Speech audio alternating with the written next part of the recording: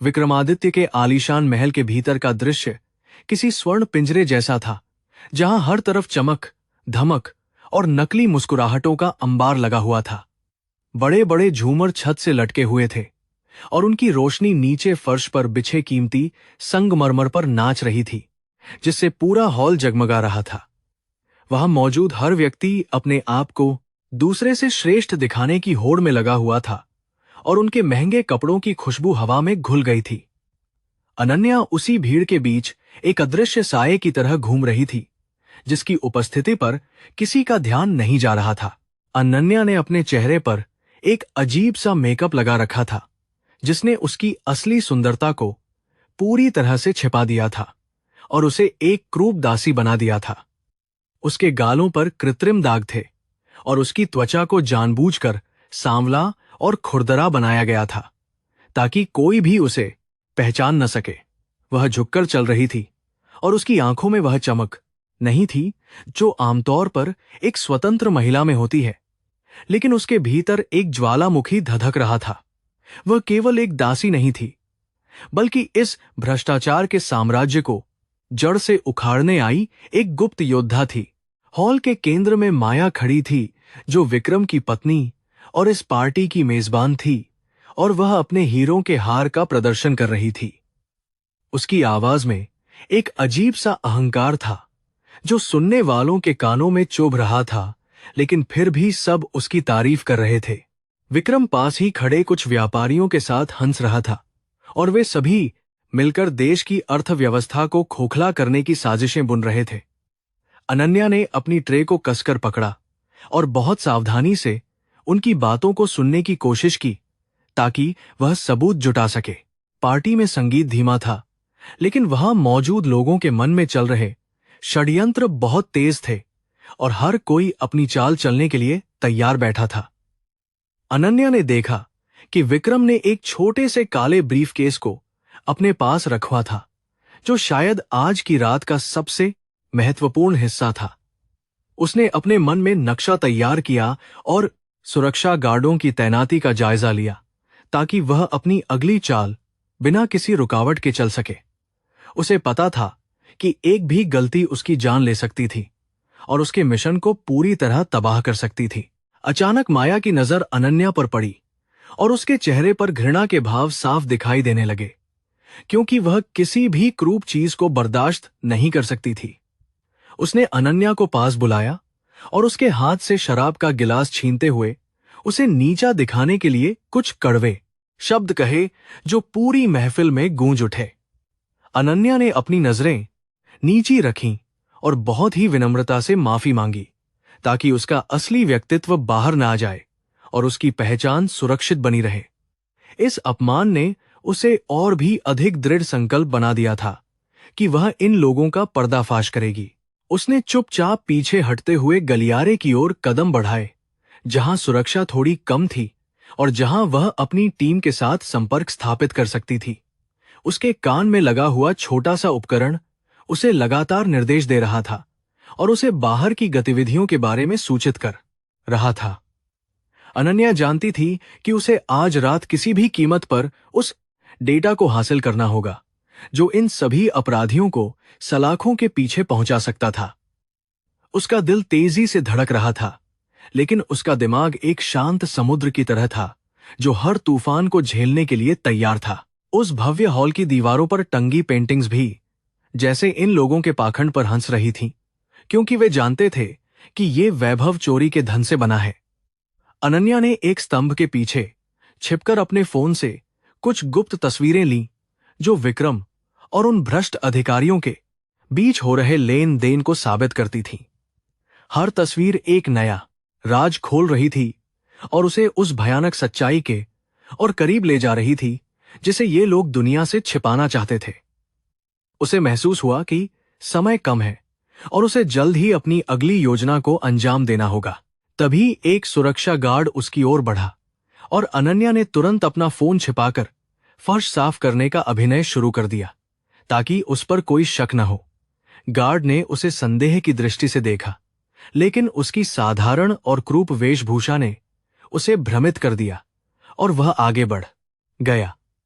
अनन्या ने राहत की सांस ली और महसूस किया कि उसकी यह छद्म वेशभूषा ही उसकी सबसे बड़ी ताकत है, जो उसे दुश्मनों के बीच सुरक्षित रख रही है। उसने अपनी कमर में छिपे छोटे से चाकू को छुआ, जो उसे आत्मरक्षा के लिए दिया गया था, और आगे बढ़ गई। विक्रम के चेहरे पर एक कुटिल मुस्कान थी जब उसने एक विदेशी प्रतिनिधि के साथ हाथ मिलाया और करोड़ों के घोटाले की डील को अंतिम रूप दिया। वे लोग भारत की अर्थव्यवस्था को अंतर्राष्ट्रीय स्तर पर गिराने की योजना बना रहे थे, और इसके बदले उन्हें भारी मात्रा में अवैध धन प्राप्त होने वाला था। अनन्या ने उनके होठों की हरकत को पढ़ने की कोशिश की, क्योंकि उसे दूर से सुनने में कठिनाई हो रही थी, लेकिन उसकी ट्रेनिंग काम आई। उसने समझ लिया कि अगले हफ्ते एक बड़ा हमला होने वाला है, जिसे केवल वही अपनी बुद्धिमत्ता से रोक सकती। माहौल में मौजूद विलासिता और गंदगी का यह मेल अनन्या को अंदर से विचलित कर रहा था, लेकिन उसे अपने जज्बात पर काबू रखना बहुत जरूरी था। उसने देखा कि कैसे ये अमीर लोग अपनी सेवा करने वालों को इंसानों की तरह नहीं, बल्कि सामान की तरह समझते हैं और उनके साथ बुरा व्यवहार करते हैं। माया ने एक बार फिर उसे जोर से आवाज दी, क्योंकि उसे कुछ ताजा फूलों की जरूरत थी और वह चाहती थी कि अनन्या तुरंत उन्हें लेकर आए। अनन्या ने आज्ञा का पालन किया और रसोई की ओर चल दी, जहां से उसे अपनी टीम को संदेश भेजना था। रसोई के भीतर का नजारा हॉल से बिल्कुल अलग था, जहां पसीने और मसालों की तेज गंध भरी हुई थी और कर्मचारी पागलों की तरह काम कर रहे थे। अनन्या ने एक अंधेरे कोने का लाभ उठाया और अपने जूतों के सोल में छिपे एक छोटे ट्रांसमीटर को सक्रिय कर दिया, जिससे उसका संपर्क मुख्यालय से जुड़ गया। उसने धीमी आवाज में कोड वर्ड का उपयोग करते हुए अपनी स्थिति की जानकारी दी और पुष्टि की कि वह डेटा हासिल करने के बहुत करीब है। उसके सहयोगी अधिकारी उसकी सुरक्षा को लेकर चिंतित थे, लेकिन अनन्या ने उन्हें भरोसा दिलाया कि वह सब कुछ संभाल लेगी। मुख्य रसोइये ने अनन्या पर चिल्लाते हुए उसे काम पर वापस जाने को कहा, क्योंकि मेहमानों के लिए मिठाई की ट्रे तैयार थी और देरी बर्दाश्त नहीं थी। अनन्या ने बिना किसी विरोध के ट्रे उठाई और वापस उस चमकती दुनिया में प्रवेश किया, जहां मौत और साजिश का खेल अपने चरम पर था। उसने महसूस किया कि विक्रम की सुरक्षा टीम बहुत सतर्क है और वे हर आने जाने वाले पर कड़ी नजर रख रहे थे, जिससे उसका काम कठिन हो गया। फिर भी उसने अपना आत्मविश्वास नहीं खोया और अपनी योजना के अगले चरण पर ध्यान केंद्रित किया, जो बहुत जोखिम भरा था। मेहमानों के बीच घूमते हुए उसने देखा कि एक प्रभावशाली नेता विक्रम के साथ गुप्त कमरे की ओर जा रहा है, जो शायद डेटा ट्रांसफर का केंद्र था। अनन्या ने बुद्धिमानी से उस दिशा में जाने का फैसला किया और रास्ते में पड़े कुछ गंदे गिलासों को उठाने का नाटक किया, ताकि वह उस कमरे के करीब पहुंच सके। सुरक्षा द्वार पर लगे बायोमेट्रिक स्कैनर को देखकर उसे समझ आया कि वहां पहुंचना आसान नहीं होगा और उसे किसी और तरीके की तलाश करनी होगी। उसने पास की एक खिड़की के प्रतिबिंब में देखा कि विक्रम की नजरें उस पर टिकी हुई थीं, जिससे उसे खतरा महसूस हुआ। विक्रम को शायद अनन्या की चाल ढाल में कुछ अजीब लगा था, क्योंकि वह एक सामान्य दासी की तुलना में बहुत अधिक स्थिर और शांत लग रही थी। उसने अपने मुख्य अंगरक्षक को पास बुलाया और उसे अनन्या पर नजर रखने का इशारा किया, जिससे अब अनन्या के लिए हर कदम उठाना और भी कठिन हो गया। वह जानती थी कि अगर वह पकड़ी गई तो इसका परिणाम न केवल उसकी मृत्यु होगी, बल्कि पूरे देश की सुरक्षा के लिए एक बड़ा खतरा पैदा हो जाएगा। उसने अपनी घबराहट को छिपाया और बहुत ही कुशलता से भीड़ में खो जाने का प्रयास किया, ताकि वह पीछा छुड़ा सके। पार्टी का शोर धीरे धीरे बढ़ रहा था और शराब के नशे में डूबे मेहमान अब और भी अधिक बेपरवाह होकर अपनी असलियत दुनिया के सामने जाहिर कर रहे थे। अनन्या ने देखा कि माया मंच पर खड़ी होकर एक भाषण देने की तैयारी कर रही थी, जिसमें वह अपनी तथाकथित दानशीलता और समाज सेवा का गुणगान करने वाली थी। यह विडंबना ही थी कि जो महिला गरीबों का हक मारकर अमीर बनी थी, वही आज मानवता की बात कर रही थी और सब तालियां बजा रहे थे। अनन्या के मन में घृणा का भाव आया, लेकिन उसने उसे अपने चेहरे पर जरा भी प्रकट होने नहीं दिया। भाषण के दौरान जब सभी की नजरें माया पर थीं, तब अनन्या ने धीरे से उस गलियारे में प्रवेश किया जो विक्रम के निजी कार्यालय की ओर जाता था। उसे पता था कि उसके पास केवल कुछ ही मिनटों का समय है, इससे पहले कि गार्ड उसे वहां देखकर पकड़ लें और उससे पूछताछ करने लगे। उसने अपने पास मौजूद एक मास्टर की का उपयोग किया, जिसे उसने बहुत सावधानी से अपने कपड़ों में छिपा रखा था, और लॉक को खोलने की कोशिश की। उसका हाथ थोड़ा कांप रहा था, लेकिन उसने अपनी सांसों पर नियंत्रण पाया और अंततः दरवाजा खोलने में सफल रही, जिससे रास्ता साफ हुआ। कार्यालय के भीतर की हवा ठंडी थी और चारों ओर कीमती कलाकृतियां सजी हुई थीं, जो विक्रम की लूट की कहानियां बयां कर रही थीं और उसे गुस्सा दिला रही थीं।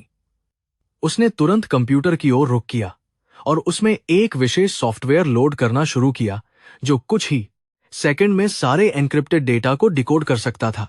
स्क्रीन पर फाइलों का अंबार लग गया, जिनमें विदेशी खातों और शेल कंपनियों के विवरण थे, जो विक्रम के काले कारनामों का कच्चा चिट्ठा पेश कर रहे थे। अनन्या ने डेटा कॉपी करना शुरू किया और साथ ही बाहर से आने वाली आहटों पर भी अपनी पैनी नजरें जमाए रखीं। अचानक उसे बाहर कदमों की आवाज सुनाई दी और उसने तुरंत कंप्यूटर बंद किया और मेज के नीचे छिप गई, क्योंकि दरवाजा खुलने की आवाज बहुत करीब थी। विक्रम अपने एक सहयोगी के साथ अंदर आया और वे दोनों किसी बड़े शिपमेंट के बारे में बात कर रहे थे जो अगले दिन बंदरगाह पर पहुंचने वाला था।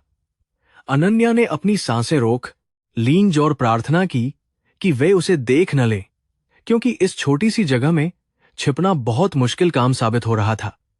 उसकी किस्मत ने साथ दिया और वे लोग अलमारी से कुछ दस्तावेज लेकर तुरंत कमरे से बाहर चले गए, जिससे वह बच गई। कमरे से बाहर निकलते समय अनन्या का दिल जोर से धड़क रहा था, लेकिन वह जानती थी कि उसे अभी मुख्य हॉल में वापस जाना होगा ताकि कोई संदेह न हो। उसने सावधानी से दरवाजा बंद किया और फिर से एक साधारण दासी का रूप धारण कर लिया, जो अपना काम खत्म करके वापस रसोई की ओर जा रही थी। रास्ते में उसे वही अंगरक्षक मिला जो उसका पीछा कर रहा था, लेकिन उसने अपनी बुद्धिमत्ता से उसे यह विश्वास दिलाया कि वह बस भटक गई थी। अंगरक्षक ने उसे चेतावनी देकर छोड़ दिया, लेकिन अब वह समझ गई थी कि उस पर लगातार निगरानी रखी जा रही है। वापस हॉल में पहुंचते ही उसने देखा कि मेहमानों का व्यवहार और भी अधिक अनियंत्रित हो गया है और माया अब अनन्या को फिर से ढूंढ रही थी। उसे शायद अपनी सहेलियों के सामने अपना रुतबा दिखाने के लिए किसी को नीचा दिखाने की जरूरत महसूस हो रही थी, और अनन्या उसके लिए सबसे आसान शिकार थी।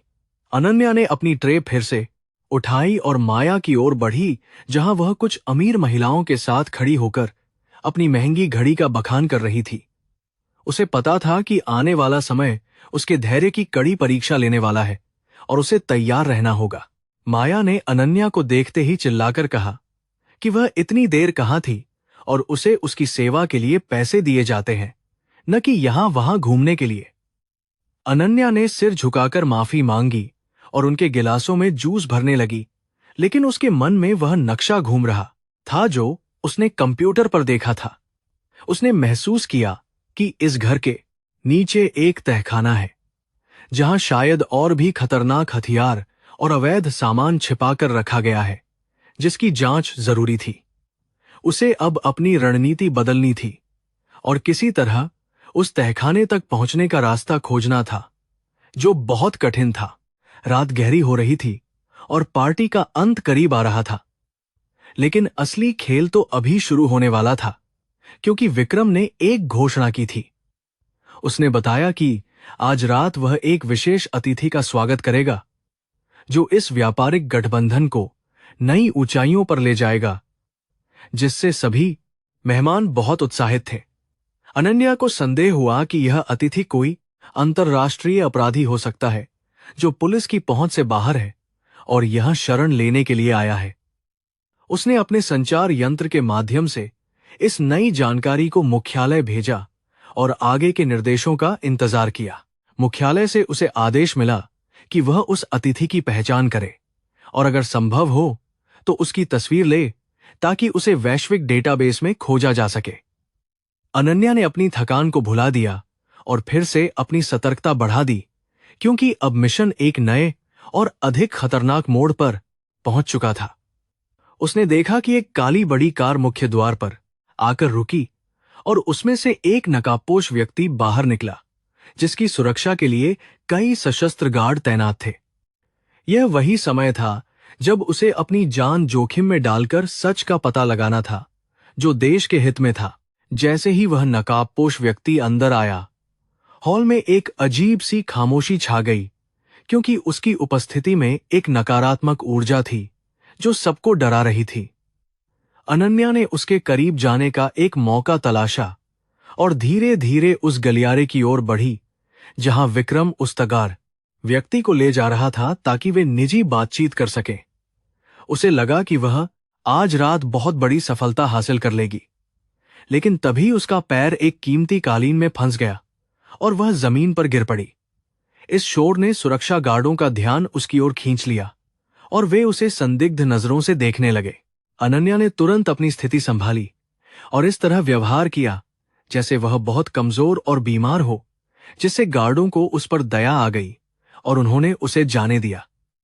उसने मन ही मन भगवान का शुक्रिया अदा किया और अपनी चपलता की सराहना की, जिसने उसे एक बार फिर बड़े खतरे से बाहर निकाल लिया था और सुरक्षित रखा। वह अब समझ गई थी कि उसे और भी अधिक सावधानी बरतनी होगी, क्योंकि दुश्मन अब और भी अधिक सतर्क हो गए थे और वे किसी को नहीं छोड़ते। उसने फिर से उस कमरे की ओर रुख किया जहां वह रहस्यमयी अतिथि और विक्रम गुप्त मंत्रणा कर रहे। कमरे के बाहर खड़े होकर उसने अपनी सुनने की शक्ति को केंद्रित किया और उसे कुछ शब्द सुनाई दिए जो परमाणु सौदों और सीमा पार तस्करी से संबंधित थे। उसके रोंगटे खड़े हो गए, क्योंकि यह मामला केवल भ्रष्टाचार का नहीं बल्कि देशद्रोह का था, जिसे किसी भी कीमत पर माफ नहीं किया जा सकता था और रोका जाना था। अनन्या ने महसूस किया कि उसका यहां दासी बनकर रहना कितना सार्थक रहा, क्योंकि इसके बिना वह कभी भी इस गहरे राज को नहीं जान पाती और सफल होती। उसने अपने संकल्प को और मजबूत किया कि वह इन गद्दारों को उनके अंजाम तक पहुंचाकर ही दम लेगी। अनन्या फर्श पर गिरी हुई थी और उसकी आंखों में एक पल के लिए तीखापन आया, जिसे उसने तुरंत छिपा लिया। हॉल का शोर अचानक शांत हो गया, क्योंकि दासी के गिरने से एक कीमती फूलदान टूट गया था और उसकी आवाज गूंज उठी थी। सुरक्षा गार्ड उसकी ओर बढ़े, लेकिन माया की आवाज ने उन्हें रोक दिया, जो क्रोध से लाल हो रही थी। अनन्या ने बहुत सावधानी से अपने हाथों को हिलाया ताकि वह अपनी स्थिति का आकलन कर सके और खुद को शांत कर सके। वह जानती थी कि यह क्षण उसके धैर्य की सबसे बड़ी परीक्षा होने वाला है। माया अपनी सहेलियों के साथ खड़ी थी और उसके हाथ में लाल शराब का एक गिलास था जो रोशनी में चमक रहा था। उसने अनन्या की ओर घृणा से देखा, जैसे वह कोई कीड़ा हो जिसे कुचलना बहुत जरूरी हो गया हो। उसके लिए एक दासी का गिरना केवल एक दुर्घटना नहीं थी, बल्कि उसके वैभवपूर्ण आयोजन में एक काला धब्बा था जिसे वह बर्दाश्त नहीं कर सकती थी। मेहमानों के बीच कानाफूसी शुरू हो गई और लोग अनन्या की क्रूरता और उसकी बेवकूफी का मजाक उड़ाने लगे, जिससे माहौल और भी जहरीला हो गया और तनाव बहुत बढ़ गया। अनन्या ने उठने की कोशिश की, लेकिन तभी एक मदहोश अतिथि ने जानबूझकर उसे धक्का दे दिया, जिससे वह फिर से लड़खड़ा गई। इस आपाधापी में माया के हाथ से शराब का गिलास छूट गया और कीमती लाल तरल उसके सफेद रेशमी गाउन पर बिखर गया। पूरा हॉल एक पल के लिए स्तब्ध रह गया, क्योंकि उस गाउन की कीमत किसी गरीब के पूरे जीवन की कमाई से भी अधिक थी। माया की चीख ने सन्नाटे को चीर दिया और उसकी आंखों में हत्या करने जैसी चमक दिखाई देने लगी, जिसने वहां मौजूद हर व्यक्ति को डरा दिया। तुम बदसूरत चुड़ैल, तुमने मेरी पूरी रात बर्बाद कर दी और इस बेशकीमती पोशाक को मिट्टी में मिला दिया, माया चिल्लाई। उसने अपना हाथ अनन्या के चेहरे की ओर उठाया, लेकिन फिर रुक गई, क्योंकि वह उसे छूकर अपने हाथ गंदे नहीं करना चाहती थी। हॉल में मौजूद सभी शक्तिशाली लोग अब एक तमाशा देख रहे थे और किसी के मन में उस गरीब दासी के लिए सहानुभूति नहीं थी। विक्रम भी पास आ गया था और उसके चेहरे पर एक गहरी नापसंदगी थी जो अनन्या के लिए गंभीर खतरा पैदा कर रही थी। माया ने एक क्रूर मुस्कान के साथ आदेश दिया कि अनन्या अभी इसी वक्त अपने घुटनों पर बैठ जाए और उसके जूते साफ करे। वह चाहती थी कि अनन्या पूरे समाज के सामने अपमानित हो ताकि उसकी श्रेष्ठता और शक्ति का लोहा माना जा सके। अनन्या ने एक पल के लिए ऊपर देखा और उसकी आंखों में वह तेज था जो किसी साधारण दासी में नहीं हो सकता था। लेकिन मिशन की खातिर उसने अपनी गरिमा को एक कोने में रखा और धीरे धीरे अपने घुटने टेक दिए, जिससे माया और उसके क्रूर साथियों को बहुत खुशी हुई। जब अनन्या नीचे झुकी तो मेहमानों की हंसी और तेज हो गई और कुछ लोग तो इस अपमानजनक दृश्य का वीडियो बनाने लगे। अनन्या ने अपनी कांपती उंगलियों से माया के हीरों से जड़े जूतों को छूना शुरू किया, जबकि उसका दिल प्रतिशोध की आग में जल रहा था। वह जानती थी कि यह अपमान अस्थायी है और जल्द ही वह इन सभी का असली चेहरा दुनिया को दिखाएगी। उसने अपने पास रखे एक छोटे कपड़े का इस्तेमाल किया ताकि वह उस गंदगी को हटा सके जिसे साफ करना उसके लिए एक बहुत बड़ा मानसिक संघर्ष था। ठीक उसी समय भ्रष्टाचार में लिप्त एक वरिष्ठ अधिकारी सिंघानिया माया के बिल्कुल करीब खड़ा होकर इस अपमान का आनंद ले रहा था। अन्या ने गौर किया कि सिंघानिया की जेब से एक छोटा चांदी का पेन ड्राइव बाहर झांक रहा था जो बहुत महत्वपूर्ण लग रहा था। उसने इसे एक अवसर के रूप में देखा और अपने दिमाग में एक त्वरित योजना बनाई कि कैसे उसे हासिल किया जाए। जूता साफ करने के बहाने वह धीरे धीरे सिंघानिया के पैरों की ओर खिसकी ताकि वह अपना हाथ उसकी जेब तक पहुंचा सके और सफल हो सके। माया ने अपना पैर जोर से झटका जिससे अनन्या के चेहरे पर हल्की चोट लगी, लेकिन उसने अपनी आह तक बाहर नहीं निकलने दी। उसने अपनी पूरी एकाग्रता सिंघानिया की जेब पर लगा दी थी और वह सही समय का इंतजार कर रही थी जब सबका ध्यान कहीं और हो। अचानक विक्रम ने किसी को जोर से पुकारा जिससे सिंघानिया का ध्यान भटक गया और उसने पीछे मुड़कर देखा। इसी सुनहरे अवसर का लाभ उठाते हुए अनन्या ने बिजली की गति से वह पेन ड्राइव निकाल लिया और अपनी आस्तीन में बहुत ही सफाई से छिपा लिया। इस चोरी को अंजाम देते समय उसका हाथ जरा भी नहीं कांपा, जो उसकी वर्षों की ट्रेनिंग और उसके अटूट साहस का प्रमाण था। अब उसके पास वह सबूत था जो सिंघानिया और विक्रम के बीच हुए अवैध रक्षा सौदों की पूरी जानकारी दे सकता था। उसने जूता साफ करने का नाटक जारी रखा ताकि किसी को भी उसके असली इरादे पर शक न हो और वह पूरी तरह सुरक्षित रहे। माया ने उसे एक आखिरी लात मारी और उसे वहां से दूर हटने का आदेश दिया जैसे वह कोई आवारा कुत्ता हो। अनन्या धीरे से उठी और उसके चेहरे पर धूल लगी हुई थी, लेकिन उसकी आंखों में अब एक विजयी मुस्कान छिपी हुई थी। उसने अपनी गर्दन झुकाकर माया का अभिवादन किया और भीड़ से बाहर निकलने का रास्ता खोजने लगी ताकि वह सबूत सुरक्षित कर सके। मेहमान अब दूसरे विषयों पर चर्चा करने लगे थे और अनन्या का अस्तित्व फिर से उनके लिए गौण हो गया था, जो उसके लिए अच्छा था। वह जानती थी कि इस पेन ड्राइव में छिपे राज इन सभी की आलीशान दुनिया को तबाह करने के लिए काफी थे। गलियारे के अंधेरे में पहुंचते ही उसने एक गहरी सांस ली और अपनी आस्तीन में छिपे उस छोटे से धातु के टुकड़े को महसूस किया। उसका मिशन अब सफलता की ओर बढ़ रहा था, लेकिन खतरा अभी टला नहीं था, क्योंकि सिंघानिया को जल्द ही अपनी चीज खोने का एहसास होता। उसने तुरंत रसोई के पिछले हिस्से की ओर रुख किया, जहां उसने अपना एक छोटा सा गैजेट छिपा रखा था ताकि वह डेटा देख सके। वह जानती थी कि विक्रम के अंगरक्षक अब भी उस पर नजर रख सकते थे, इसलिए उसे बहुत सतर्क रहना जरूरी था।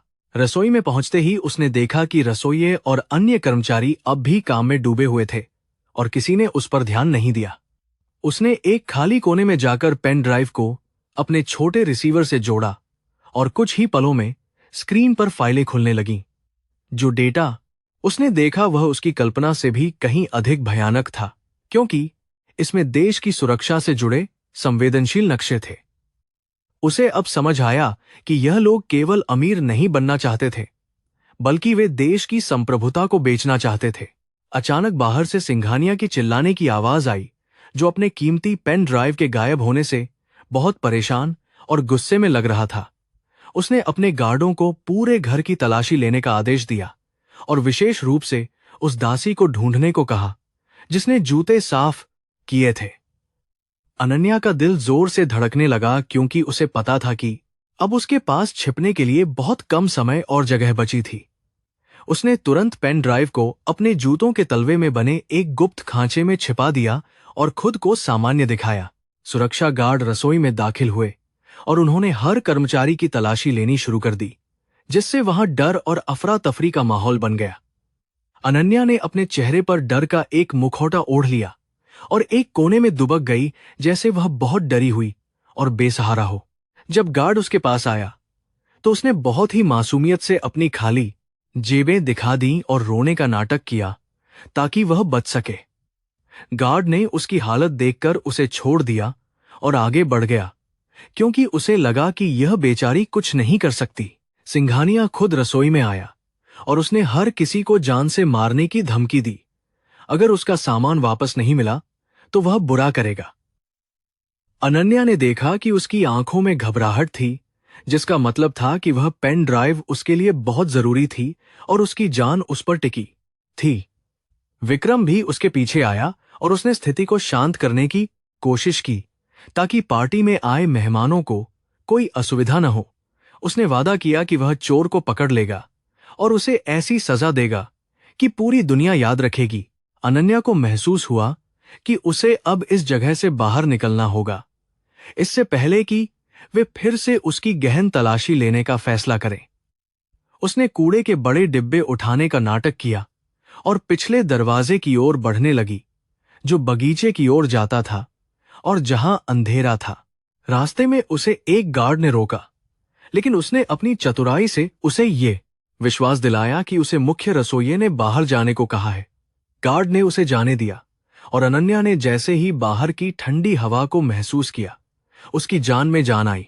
बगीचे के घने पेड़ों के बीच छिपते हुए उसने अपने वायरलेस सेट पर मुख्यालय को सूचित किया कि कोड रेड की स्थिति उत्पन्न हो गई है।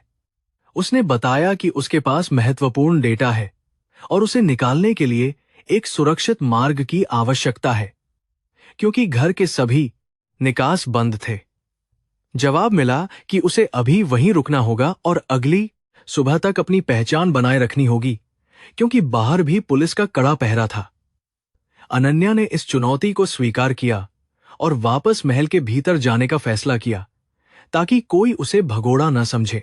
वह जानती थी कि वापस जाना मौत के मुंह में जाने जैसा था, लेकिन भागना उसकी हार होती और मिशन अधूरा रह जाता, जो उसे मंजूर नहीं था। उसने अपनी वेशभूषा को थोड़ा ठीक किया और चेहरे की धूल को वैसे ही रहने दिया, ताकि उसकी प्रताड़ित दासी वाली छवि बनी रहे।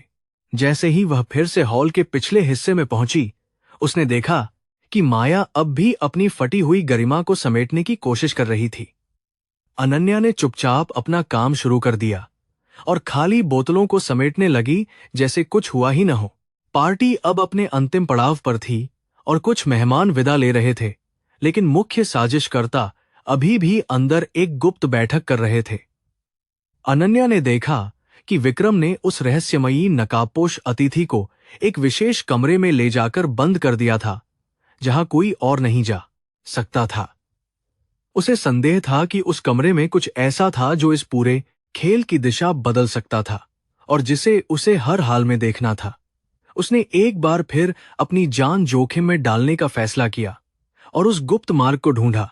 महल की बाहरी दीवार पर चढ़ना बहुत मुश्किल था, क्योंकि सुरक्षा कैमरे हर कोने पर लगे थे और रोशनी भी बहुत तेज थी, जिसे पार करना कठिन था। अनन्या ने अपनी विशेष ट्रेनिंग का उपयोग किया और छाया का पीछा करते हुए धीरे धीरे ऊपर की ओर बढ़ी, जहां से वह कमरे के अंदर देख सकती थी। उसने खिड़की के एक छोटे से छेद से अंदर झांका और जो देखा, उसने उसके पैरों तले की जमीन खिसका दी, क्योंकि वह दृश्य भयावह था। वह देश के सबसे बड़े गद्दार एक साथ बैठकर एक बड़े विस्फोट की योजना बना रहे थे।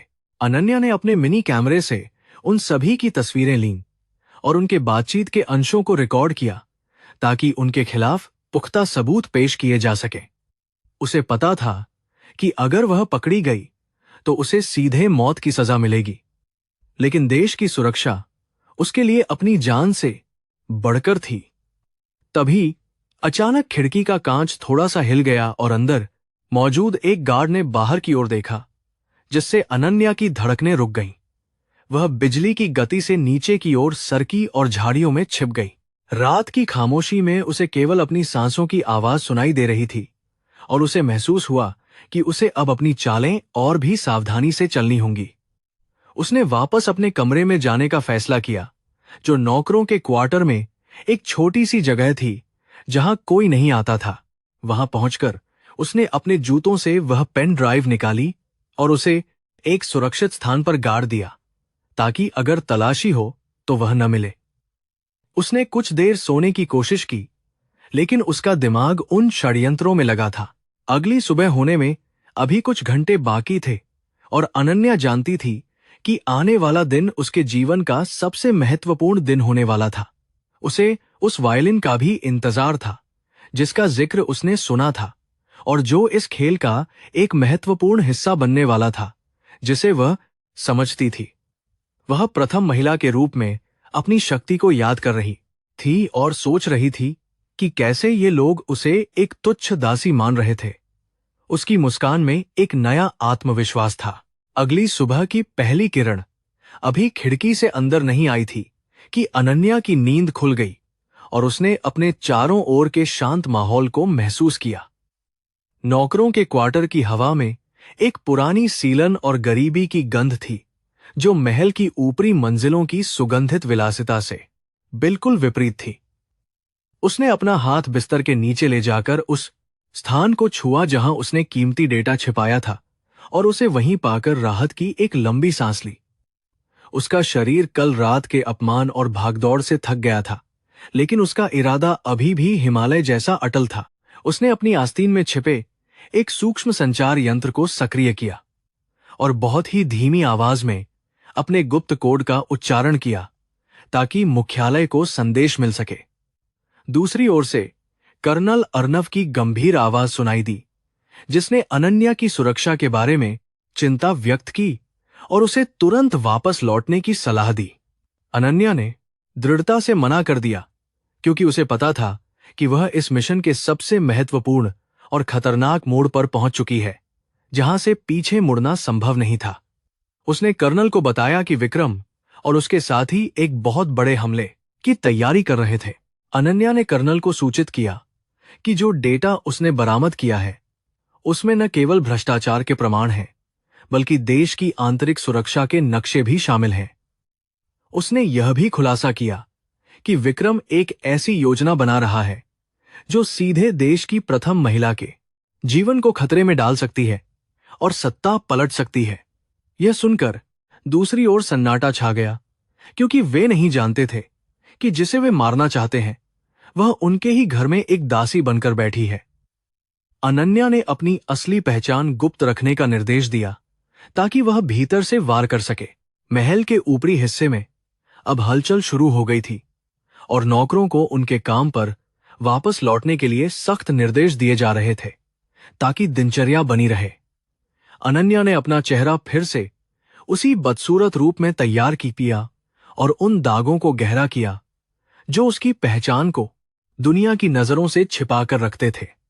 उसने अपने पुराने और फटे हुए कपड़े पहने और अपने जूतों के भीतर छिपे पेन ड्राइव को एक बार फिर से अच्छी तरह से जांचा ताकि वह गिर न जाए। वह जानती थी कि आज का दिन उसकी सबसे बड़ी परीक्षा लेने वाला है और उसे सावधान रहना है।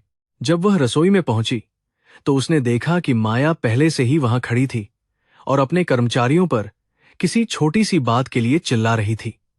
माया का चेहरा कल रात की थकान और गुस्से के कारण और भी भयानक लग रहा था, क्योंकि वह अभी भी अपने खोए हुए रुतबे और फटे गाउन के बारे में सोच रही थी। जैसे ही उसकी नजर अनन्या पर पड़ी, उसने उसे एक बार फिर नीचा दिखाने के लिए अपमानजनक शब्दों का प्रयोग किया और उसे बगीचे की सफाई करने का आदेश दिया। अनन्या ने शांति से सिर झुकाया और चुपचाप अपने काम पर निकल गई। बगीचे में काम करते हुए उसने विक्रम और उसके सहयोगियों की गतिविधियों पर नजर रखी, जो अब एक गुप्त बैठक के लिए एक साथ जमा हो रहे थे। उसने देखा कि सिंघानिया बहुत परेशान था और बार बार अपनी जेबें टटोल रहा था, जैसे उसे उम्मीद हो कि वह गायब पेन ड्राइव वापस मिल जाएगी। विक्रम ने उसे शांत करने की कोशिश की, लेकिन उसकी अपनी आंखों में भी एक प्रकार का संदेह और डर स्पष्ट रूप से झलक रहा था, जो कल रात तक नहीं था। वे दोनों आपस में फुसफुसा रहे थे, जिससे अनन्या को लगा कि उन्हें अब दाल में कुछ काला लग रहा है। अनन्या ने झाड़ियों के पीछे छिपकर उनकी बातों को रिकॉर्ड करने के लिए अपने मिनी रिकॉर्डर को चालू किया और बहुत ध्यान से उनके शब्दों को सुनने की कोशिश की। विक्रम कह रहा था कि अगर वह डेटा पुलिस के हाथ लग गया तो उनका पूरा साम्राज्य ताश के पत्तों की तरह बिखर जाएगा और उन्हें कोई नहीं बचा पाएगा। सिंघानिया ने सुझाव दिया कि वे सभी नौकरों को एक जगह इकट्ठा करें और उनकी कठोरता से तलाशी लें, ताकि सच का पता चल सके और गद्दार को पकड़ा जा सके। अनन्या को पता था कि अब उसका बचना और भी मुश्किल हो जाएगा। तभी विक्रम का निजी सचिव वहां आया और उसने एक विदेशी कॉल के बारे में जानकारी दी, जो शायद उस नकाबपोश अतिथि से संबंधित थी जो कल रात आया था। विक्रम ने तुरंत बैठक को समाप्त किया और अपने कार्यालय की ओर भागा, ताकि वह उस कॉल को एकांत में सुन सके और अपनी अगली चाल की योजना बना सके। अनन्या ने इस मौके का फायदा उठाया और खिड़की के नीचे जाकर सुनने की कोशिश की, ताकि वह उस अंतर्राष्ट्रीय साजिश की जड़ों तक पहुंच सके। उसे कुछ ऐसे शब्द सुनाई दिए जिन्होंने उसे अंदर से पूरी तरह हिलाकर रख दिया। विक्रम किसी से बात कर रहा था कि प्रथम महिला की हत्या का काम आज रात के कार्यक्रम के दौरान ही पूरा हो जाना चाहिए, ताकि कोई शक न हो। उनका मानना था कि प्रथम महिला अभी विदेश में है और वे वहां उनके हमशक्ल को मारकर सत्ता पर अपना नियंत्रण स्थापित कर लेंगे और जनता को गुमराह करेंगे। अनन्या को अपनी सुरक्षा की चिंता नहीं थी, बल्कि वह उस मासूम हमशक्ल की जान बचाने के बारे में सोच रही थी, जिसे ये लोग मोहरा बनाने वाले थे। उसने तुरंत अपने दिमाग में एक नई सुरक्षा योजना बनानी शुरू की। उसने महसूस किया कि विक्रम की सबसे बड़ी कमजोरी उसका अहंकार और अपनी सुरक्षा व्यवस्था पर उसका अटूट विश्वास है, जो अक्सर उसे अंधा बना देता था और गलतियां कराता था। वह समझता था कि एक मामूली और क्रूर दासी कभी भी उसके जैसे शक्तिशाली व्यक्ति के खिलाफ खड़ी नहीं हो सकती या उसके रहस्यों को समझ नहीं सकती। यही वह जगह थी जहां अनन्या को अपनी जीत की उम्मीद दिखाई दे रही थी, क्योंकि वह दुश्मन की नजरों में पूरी तरह से तुच्छ और महत्वहीन थी। उसने अपनी रणनीतिक सोच को और तेज किया, ताकि वह हर खतरे का सामना कर सके। दोपहर होते होते महल में सुरक्षा और भी कड़ी कर दी गई थी और हर कोने पर हथियारों से लैस गार्ड तैनात कर दिए गए थे, जो डरावने लग रहे थे। अनन्या ने देखा कि विक्रम के घर के भीतर एक छोटा सा नियंत्रण कक्ष था, जहां से पूरे क्षेत्र की निगरानी की जा रही थी और जिसे तोड़ना बहुत जरूरी था। उसने तय किया कि उसे किसी तरह उस कक्ष में प्रवेश करना होगा और मुख्य सर्वर को हैक करना होगा, ताकि वह बाहरी दुनिया से संपर्क साध सके। यह काम बहुत ही जोखिम भरा था, क्योंकि वहां हर समय गार्ड मौजूद रहते थे। उसने रसोई से कुछ नशीली दवाइयां ले लीं, जो उसने पहले से ही आपातकालीन स्थिति के लिए अपने पास छिपाकर रखी थीं, और उन्हें गार्डों की चाय में मिला दिया। जब गार्ड चाय पीकर अपनी सुध बुध खोने लगे, तो अनन्या बहुत ही फुर्ती से नियंत्रण कक्ष के भीतर दाखिल हुई और दरवाजा अंदर से बंद कर लिया। उसने अपने लैपटॉप को मुख्य प्रणाली से जोड़ा और तेजी से कोडिंग करना शुरू किया, ताकि वह विक्रम के सुरक्षित नेटवर्क को पूरी तरह से तबाह कर सके। स्क्रीन पर सुरक्षा कोड एक के बाद एक टूट रहे थे और उसे बहुत गर्व महसूस हुआ। जैसे ही उसने मुख्य डेटा को सरकारी डेटाबेस में अपलोड किया, हॉल के बाहर अचानक अलार्म बजने लगा, जिससे चारों ओर हड़कंप मच गया और गार्ड सक्रिय हो गए। अनन्या ने तुरंत अपने पैरों के निशान मिटाए और चुपके से एक गुप्त निकास द्वार से बाहर निकल गई, इससे पहले कि कोई उसे वहां देख पाता और पकड़ पाता। वह वापस रसोई में आई और बर्तन धोने का नाटक करने लगी ताकि उस पर किसी को कोई शक न हो और वह सामान्य दिखाई दे। विक्रम गुस्से में चिल्लाते हुए नीचे आया और उसने सुरक्षा टीम को तुरंत बुला लिया। विक्रम को समझ नहीं आ रहा था कि उसकी अभेद्य सुरक्षा व्यवस्था को किसने और कैसे चुनौती दी है, और वह हर किसी को शक की नजर से देख रहा था। उसने आदेश दिया कि घर के सभी टेलीफोन और इंटरनेट कनेक्शन काट दिए जाएं, ताकि कोई भी जानकारी बाहर न जा सके और वह सुरक्षित रहे। अनन्या ने मन ही मन मुस्कुराहट दबाई, क्योंकि उसे पता था कि काम हो चुका है और अब सरकारी एजेंसियां पहले से ही हरकत में आ चुकी होंगी। उसे बस अब कुछ और घंटे इस घर के भीतर सुरक्षित गुजारने थे। शाम ढलते ही महल में एक अजीब सी खामोशी छा गई थी, जो किसी आने वाले बड़े तूफान का संकेत दे रही थी और जिससे माहौल बहुत भारी हो गया था। विक्रम और उसके साथी अब अंतिम तैयारी में व्यस्त थे और वे उस वायलिन के आने का इंतजार कर रहे थे जिसका उपयोग उन्हें अपने मिशन में करना था।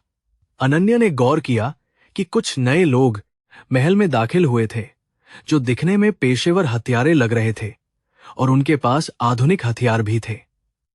उसे अब अपनी जान की सुरक्षा के लिए और भी कड़े कदम उठाने की जरूरत थी। माया अब अपने नए गहने पहनने में व्यस्त थी, क्योंकि उसे लग रहा था कि आज की रात वह इस देश की सबसे शक्तिशाली महिला बनने की ओर कदम बढ़ाएगी। उसने अनन्या को अपने कमरे में बुलाया और उसे अपने बाल संवारने का आदेश दिया, जबकि वह अपनी सहेलियों से फोन पर अपनी जीत के बारे में बात कर रही थी। अनन्या ने बिना कुछ बोले अपना काम शुरू किया, लेकिन उसकी उंगलियां बहुत ही सटीकता से काम कर रही थीं और वह माया के व्यवहार का निरीक्षण कर रही थी। उसे इस महिला की मूर्खता पर बहुत दया आ रही थी, जो सच्चाई से अनजान थी। जब माया कमरे से बाहर चली गई तो अनन्या ने बहुत तेजी से उसकी अलमारी की तलाशी ली और उसे कुछ ऐसे दस्तावेज मिले जो विक्रम के विदेशी बैंकों के थे। इन कागजातों में उन अरबों रुपयों का विवरण था जो देश से चोरी किए गए थे और जिन्हें वापस लाना देश की अर्थव्यवस्था के लिए बहुत जरूरी था। उसने उनकी फोटो ली और उन्हें अपने सुरक्षित बैकअप सर्वर पर भेज दिया, ताकि अगर उसे कुछ हो जाए तो सबूत दुनिया के सामने आ सके। उसका आत्मविश्वास अब अपने चरम पर था और वह लड़ने के लिए तैयार थी। अचानक उसे पीछे से किसी के होने का एहसास हुआ और उसने तुरंत मुड़कर देखा तो वहां विक्रम का मुख्य अंगरक्षक खड़ा था, जो उसे शक से देख रहा था। उसने अनन्या से पूछा कि वह यहां क्या कर रही है और क्या उसे मालकिन ने कमरे में रुकने की अनुमति दी थी या वह चोरी कर रही थी। अनन्या ने बहुत ही मासूमियत से जवाब दिया कि वह केवल साफ सफाई कर रही थी और माया ने उसे यहां रुकने के लिए कहा था ताकि वह मदद कर सके। अंगरक्षक ने उसकी आंखों में झांका और उसे बाहर जाने का आदेश दिया, लेकिन वह अब भी सतर्क था।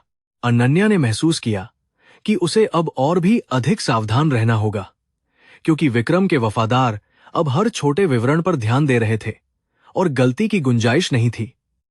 वह नीचे के कमरे में वापस चली गई, जहां अन्य नौकर आराम कर रहे थे, और उसने खुद को भीड़ में खो जाने का प्रयास किया ताकि वह ओझल रहे। उसके पास मौजूद पेन ड्राइव अब भी सुरक्षित थी, लेकिन वह जानती थी कि उसे इसे सही हाथों में पहुंचाना ही उसकी अंतिम जीत होने वाली थी। उसने रात के अंधेरे का इंतजार किया ताकि वह अपनी अगली चाल को सफलतापूर्वक चल सके। रात के करीब 11 बज चुके थे और महल की रोशनी फिर से चमकने लगी थी, क्योंकि आज की रात एक और छोटा लेकिन महत्वपूर्ण समारोह आयोजित होने वाला था। अनन्या ने देखा कि एक बड़ा लकड़ी का बक्सा मुख्य द्वार से अंदर लाया जा रहा है और उस पर बहुत कड़ी सुरक्षा व्यवस्था की गई थी। उसे समझ आ गया कि इसमें वही ऐतिहासिक वायलिन है जिसका उपयोग विक्रम अपने खतरनाक संदेश भेजने के लिए करने वाला था और जिसे उसे रोकना था। उसने उस बक्से के करीब जाने की एक गुप्त योजना बनाई ताकि वह उसे करीब से देख सके। वह जानती थी कि इस वायलिन के भीतर कोई ऐसी तकनीक छिपी हो सकती है जो सामान्य नजरों से नहीं पहचानी जा सकती। और जो देश के लिए खतरा हो सकती है। उसने एक बार फिर अपनी छद्म वेशभूषा का लाभ उठाया और बक्से को उतारने वाले मजदूरों की मदद करने के बहाने उसके काफी करीब पहुंचने में सफलता हासिल की। बक्से की गंध कुछ अजीब थी, जैसे उसमें किसी रसायन का लेप लगाया गया हो, जो उसे पुराने लकड़ी के वायलिन से अलग और संदिग्ध बना रहा था। उसने अपनी कलाई घड़ी के माध्यम से बक्से का स्कैन किया और डेटा भेजा।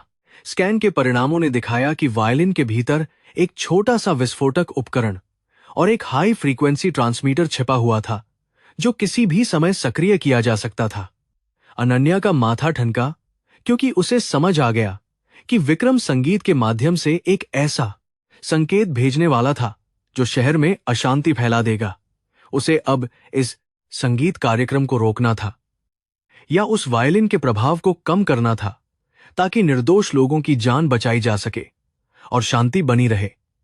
समय बहुत तेजी से उसके हाथ से फिसलता जा रहा था और उसे कुछ करना था। उसने अपने मन में उन सभी धुनों को याद किया जो उसने बचपन में सीखी थीं, और उसे एहसास हुआ कि संगीत ही अब उसका सबसे बड़ा हथियार बन सकता है। उसने खुद से वादा किया कि वह इन गद्दारों को उन्हीं के खेल में हराएगी और अपनी असली पहचान का उपयोग करके देश के सम्मान की रक्षा करेगी।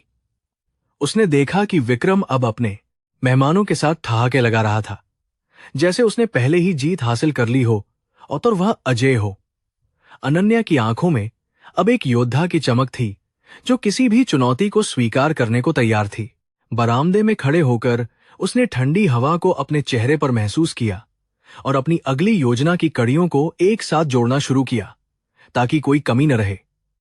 उसे पता था कि आने वाला कुछ समय उसके जीवन का सबसे कठिन और गौरवशाली क्षण होने वाला है, जहां उसे अपनी कला और शक्ति दोनों का प्रदर्शन करना होगा। वह धीरे धीरे उस कमरे की ओर बढ़ी जहां वायलिन रखा गया था, और उसने अपने हाथ में एक छोटा सा तार का टुकड़ा लिया। उसने खुद से कहा कि आज रात सच्चाई की जीत होगी और अन्याय का साम्राज्य पूरी तरह से ढह जाएगा। महल की दीवारों पर टंगी पुरानी घड़ियां जैसे उसके दिल की धड़कनों के साथ तालमेल बिठा रही थीं और उसे हर बीतते पल के साथ और अधिक सतर्क कर रही थीं। उसने देखा कि माया ने अब मेहमानों को हॉल में बुलाना शुरू कर दिया है और संगीत कार्यक्रम के आरंभ होने की घोषणा करने वाली है, जो उसका अंत था। अनन्या ने अपनी सांसें गहरी कीं और उस अंधेरे कोने में खड़ी हो गई जहां से वह पूरे मंच को देख सकती थी और अपनी चाल चल सकती थी। उसका सफर अब अपने सबसे ऊंचे शिखर पर पहुंचने वाला था, जहां से सब कुछ बदल जाएगा। सभागार की हवा में कृत्रिम सुगंध और सत्ता का नशा घुला हुआ था, जहां समाज के सबसे प्रभावशाली लोग एकत्रित हुए थे। नीलामी का मंच सुनहरे पर्दों से ढका हुआ था, जो उस ऐतिहासिक वायलिन के स्वागत के लिए तैयार था, जिसे सॉवरेन कहा जाता था। माया मंच के करीब बैठी अपनी बेशकीमती अंगूठी के साथ खेल रही थी और उसके चेहरे पर एक विजयी मुस्कान थी, जो उसकी असुरक्षा को छिपा रही थी। वह आज रात इस वायलिन को पाकर खुद को अमर बनाना चाहती थी, लेकिन उसे इसके भीतर छिपे विनाशकारी रहस्य का जरा भी अंदाजा नहीं था। विक्रम ने अपनी निजी सुरक्षा टीम को आदेश दिया था कि हॉल के हर कोने पर कड़ी नजर रखी जाए और किसी भी संदिग्ध गतिविधि की तुरंत सूचना दी जाए। सशस्त्र गार्ड काली वर्दी में किसी शिकारी की तरह गलियारों में घूम रहे थे और उनके पास आधुनिक संचार उपकरण थे, जो हर पल की जानकारी साझा कर रहे थे। अनन्या ने देखा कि मंच के पीछे की सुरक्षा विशेष रूप से सख्त थी, जहां केवल अनुमति प्राप्त लोगों को ही जाने की इजाजत थी और जहां खतरे की सबसे अधिक संभावना थी। उसने अपनी सांसों को नियंत्रित किया और अपने अगले कदम के लिए मानसिक रूप से तैयार होने लगी। तभी मंच पर उस विशाल लकड़ी के बक्से को लाया गया, जिसमें वह महान वायलिन रखा हुआ था, जिसका इतिहास रक्त और वीरता से भरा हुआ था।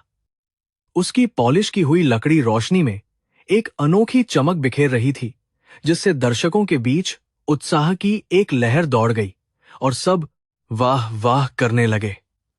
अनन्या की पैनी नजरों ने उस बक्से के नीचे लगे एक छोटे से धातु के टुकड़े को देख लिया था, जो एक विशेष सिग्नल उत्सर्जक के रूप में कार्य कर रहा था। उसे पता था कि जैसे ही संगीत शुरू होगा, यह उपकरण अपना घातक काम शुरू कर देगा और शहर में तबाही मचा देगा। नियोजित कलाकार रोहन ने मंच की ओर कदम बढ़ाए और उसके चेहरे पर एक पेशेवर लेकिन ठंडा भाव था जो अनन्या को और भी सशंकित कर रहा था। रोहन कोई साधारण संगीतकार नहीं था, बल्कि वह विक्रम का एक वफादार गुर्गा था, जिसे विशेष रूप से इस गुप्त मिशन को अंजाम देने के लिए तैयार किया गया था। वह वायलिन को हाथ में लेने के लिए उत्सुक लग रहा था, क्योंकि उसके पास वे गुप्त कोड थे जो संगीत की धुनों के साथ मिलकर तबाही का रास्ता खोल देते। अन्या ने महसूस किया कि अब समय आ गया है जब उसे अपनी छद्म वेशभूषा से बाहर निकलना होगा और कुछ बड़ा करना होगा। उसने पास के एक कोने में रखे बिजली के पैनल की ओर रुख किया ताकि वह एक अस्थायी रुकावट पैदा कर सके और सुरक्षा का ध्यान भटका सके। उसने अपने छोटे से पेचकश का उपयोग किया और बहुत ही सावधानी से तारों के जाल में एक शॉर्ट सर्किट किया, जिससे हॉल की आधी रोशनी अचानक बुझ गई। मेहमानों के बीच हल्की सी घबराहट फैल गई और सुरक्षा गार्ड तुरंत हरकत में आ गए, जिससे अनन्या को मंच के पीछे जाने का एक छोटा सा अवसर मिल गया। वह बहुत ही चपलता से अंधेरे का फायदा उठाकर उन प्रतिबंधित क्षेत्रों में घुस गई जहां खतरा सबसे अधिक था। गलियारे में उसका सामना एक विशालकाय गार्ड से हुआ, जिसने उसे तुरंत पहचान लिया और अपनी बंदूक की नली उसकी ओर तान दी, जिससे स्थिति तनावपूर्ण हो गई। तुम यहां क्या कर रही हो, बदसूरत दासी? उसने चिल्लाकर पूछा, लेकिन अनन्या ने अपनी आंखों में एक नई चमक के साथ उसका सामना किया, जो उसे डराने के लिए काफी थी, इससे पहले कि वह गार्ड शोर मचा पाता। अनन्या ने अपनी मार्शल आर्ट की ट्रेनिंग का उपयोग किया और एक ही वार में उसे बेहोश कर दिया। उसने सुरक्षा गार्ड की वर्दी का एक हिस्सा अपने चेहरे को ढंकने के लिए इस्तेमाल किया और आगे बढ़ने लगी। मंच के बिल्कुल नीचे पहुंचकर उसने देखा कि रोहन वायलिन की तारों को कस रहा था और वह अपने कान में लगे छोटे रिसीवर से निर्देश ले रहा था। अनन्या ने अपने मोबाइल फोन के माध्यम से मुख्यालय को सिग्नल भेजा कि वह हस्तक्षेप करने के लिए तैयार है और उसे केवल कुछ मिनटों की और आवश्यकता है। कर्नल अर्नव ने उसे चेतावनी दी कि अगर वह पकड़ी गई तो सरकार उसकी आधिकारिक रूप से रक्षा नहीं कर पाएगी, क्योंकि यह एक गुप्त ऑपरेशन था। अनन्या ने मुस्कुराते हुए जवाब दिया कि वह देश के लिए अपनी जान देने से पहले इन गद्दारों को सबक सिखाएगी। उसने चुपके से ऑडियो सिस्टम के मुख्य कंसोल में एक वायरस इंजेक्ट कर दिया, जो वायलिन से निकलने वाली घातक फ्रीक्वेंसी को बेअसर करने की क्षमता रखता था। अब रोहन चाहे कितनी भी कोशिश कर ले, वह उस गुप्त संदेश को प्रसारित नहीं कर पाएगा जो विद्रोहियों के लिए एक संकेत होने वाला था, और सुरक्षा बनी रहेगी। लेकिन अनन्या को पता था कि यह केवल आधी जीत है, क्योंकि उसे अभी भी उस वायलिन को भौतिक रूप से अपने कब्जे में लेना था। उसने अपनी स्थिति को और भी मजबूत किया और उस पल का इंतजार किया जब रोशनी वापस आने वाली थी। हॉल की रोशनी फिर से चमक उठी और माया ने दर्शकों को शांत रहने के लिए कहा, जैसे कुछ हुआ ही न हो और सब कुछ सामान्य था। उसने गर्व से घोषणा की कि सॉवरेन की धुन आज रात इस महान उत्सव की शोभा बढ़ाएगी और मेहमानों को एक अविस्मरणीय अनुभव प्रदान करेगी। रोहन ने वायलिन को अपने कंधे पर रखा और धनुष को तारों पर चलाने की तैयारी की, जिससे अनन्या के दिल की धड़कनें एक पल के लिए रुक गईं। वह जानती थी कि उसे अब मंच पर प्रकट होना होगा, भले ही इसके लिए उसे अपनी पहचान की बलि देनी पड़े। विक्रम मंच के बगल में खड़ा होकर रोहन को इशारा कर रहा था और उसकी आंखों में वह लालच स्पष्ट दिख रहा था जो उसे अंधा बना चुका था। उसने अपनी योजना को फूलप्रूफ माना था और वह कल्पना कर रहा था कि कल सुबह वह इस देश का नया और निर्विवाद शासक होगा। अनन्या ने गहराई से सोचा कि कैसे एक इंसान सत्ता की भूख में इतना गिर सकता है कि वह अपने ही देश को बेचने के लिए तैयार हो जाए। उसने अपने संकल्प को और भी मजबूत किया और अपनी दासी वाली वेशभूषा के कुछ हिस्सों को हटाना शुरू किया ताकि वह स्वतंत्र हो सके। उसने मंच के पीछे रखे एक वायलिन केस को देखा और उसे समझ आया कि असली द सॉवरेन शायद कहीं और छिपाया गया है और मंच वाला एक नकल है। यह एक दोहरा खेल था जो विक्रम खेल रहा था ताकि अगर कोई हमला हो तो असली ऐतिहासिक वायलिन सुरक्षित रहे और उसकी संपत्ति बची रहे। अनन्या ने अपनी अंतरात्मा की आवाज सुनी और उस गुप्त कक्ष की ओर बढ़ी जहां उसे संदेह था कि असली वायलिन को तिजोरी में रखा गया है।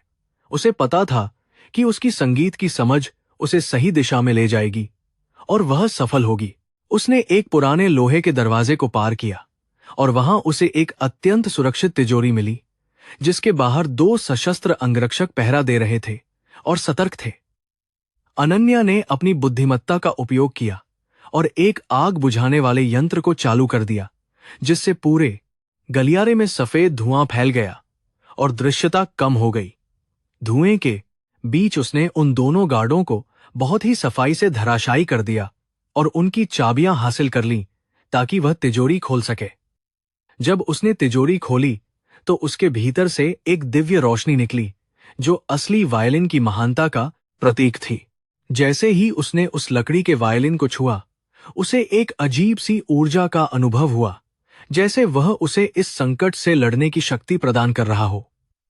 उसने उसे अपने सीने से लगा लिया और वापस मंच की ओर दौड़ने लगी जहां नकली वायलिन के साथ संगीत शुरू होने ही वाला था जो खतरनाक था।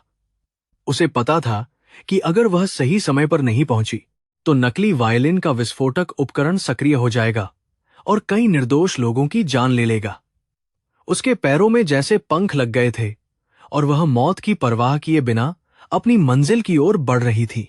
मंच पर रोहन ने अपनी पहली धुन बजाना शुरू किया था और हवा में एक अजीब सी कर्कश आवाज गूंजने लगी थी जो किसी को भी अच्छी नहीं लग रही थी। मेहमानों के चेहरों पर असमंजस के भाव थे क्योंकि वे एक मधुर संगीत की उम्मीद कर रहे थे, लेकिन उन्हें केवल शोर सुनाई दे रहा था जो डरावना था।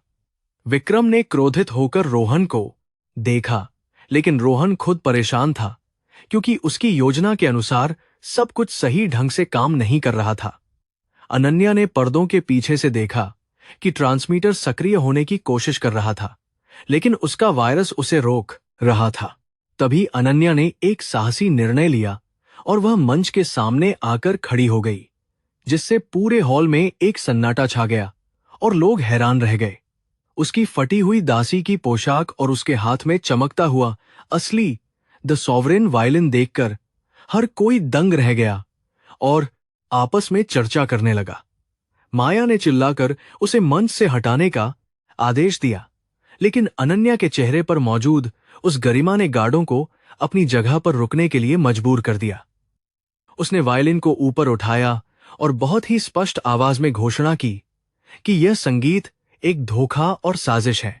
यह वायलिन जो रोहन बजा रहा है वह केवल एक बम है और असली कला मेरे हाथों में है जो सच्चाई को बयां करेगी। अनन्या की आवाज गूंजी। विक्रम का चेहरा पीला पड़ गया क्योंकि उसे समझ आ गया था कि उसकी योजना अब खतरे में है और यह मामूली दासी कोई साधारण औरत नहीं है।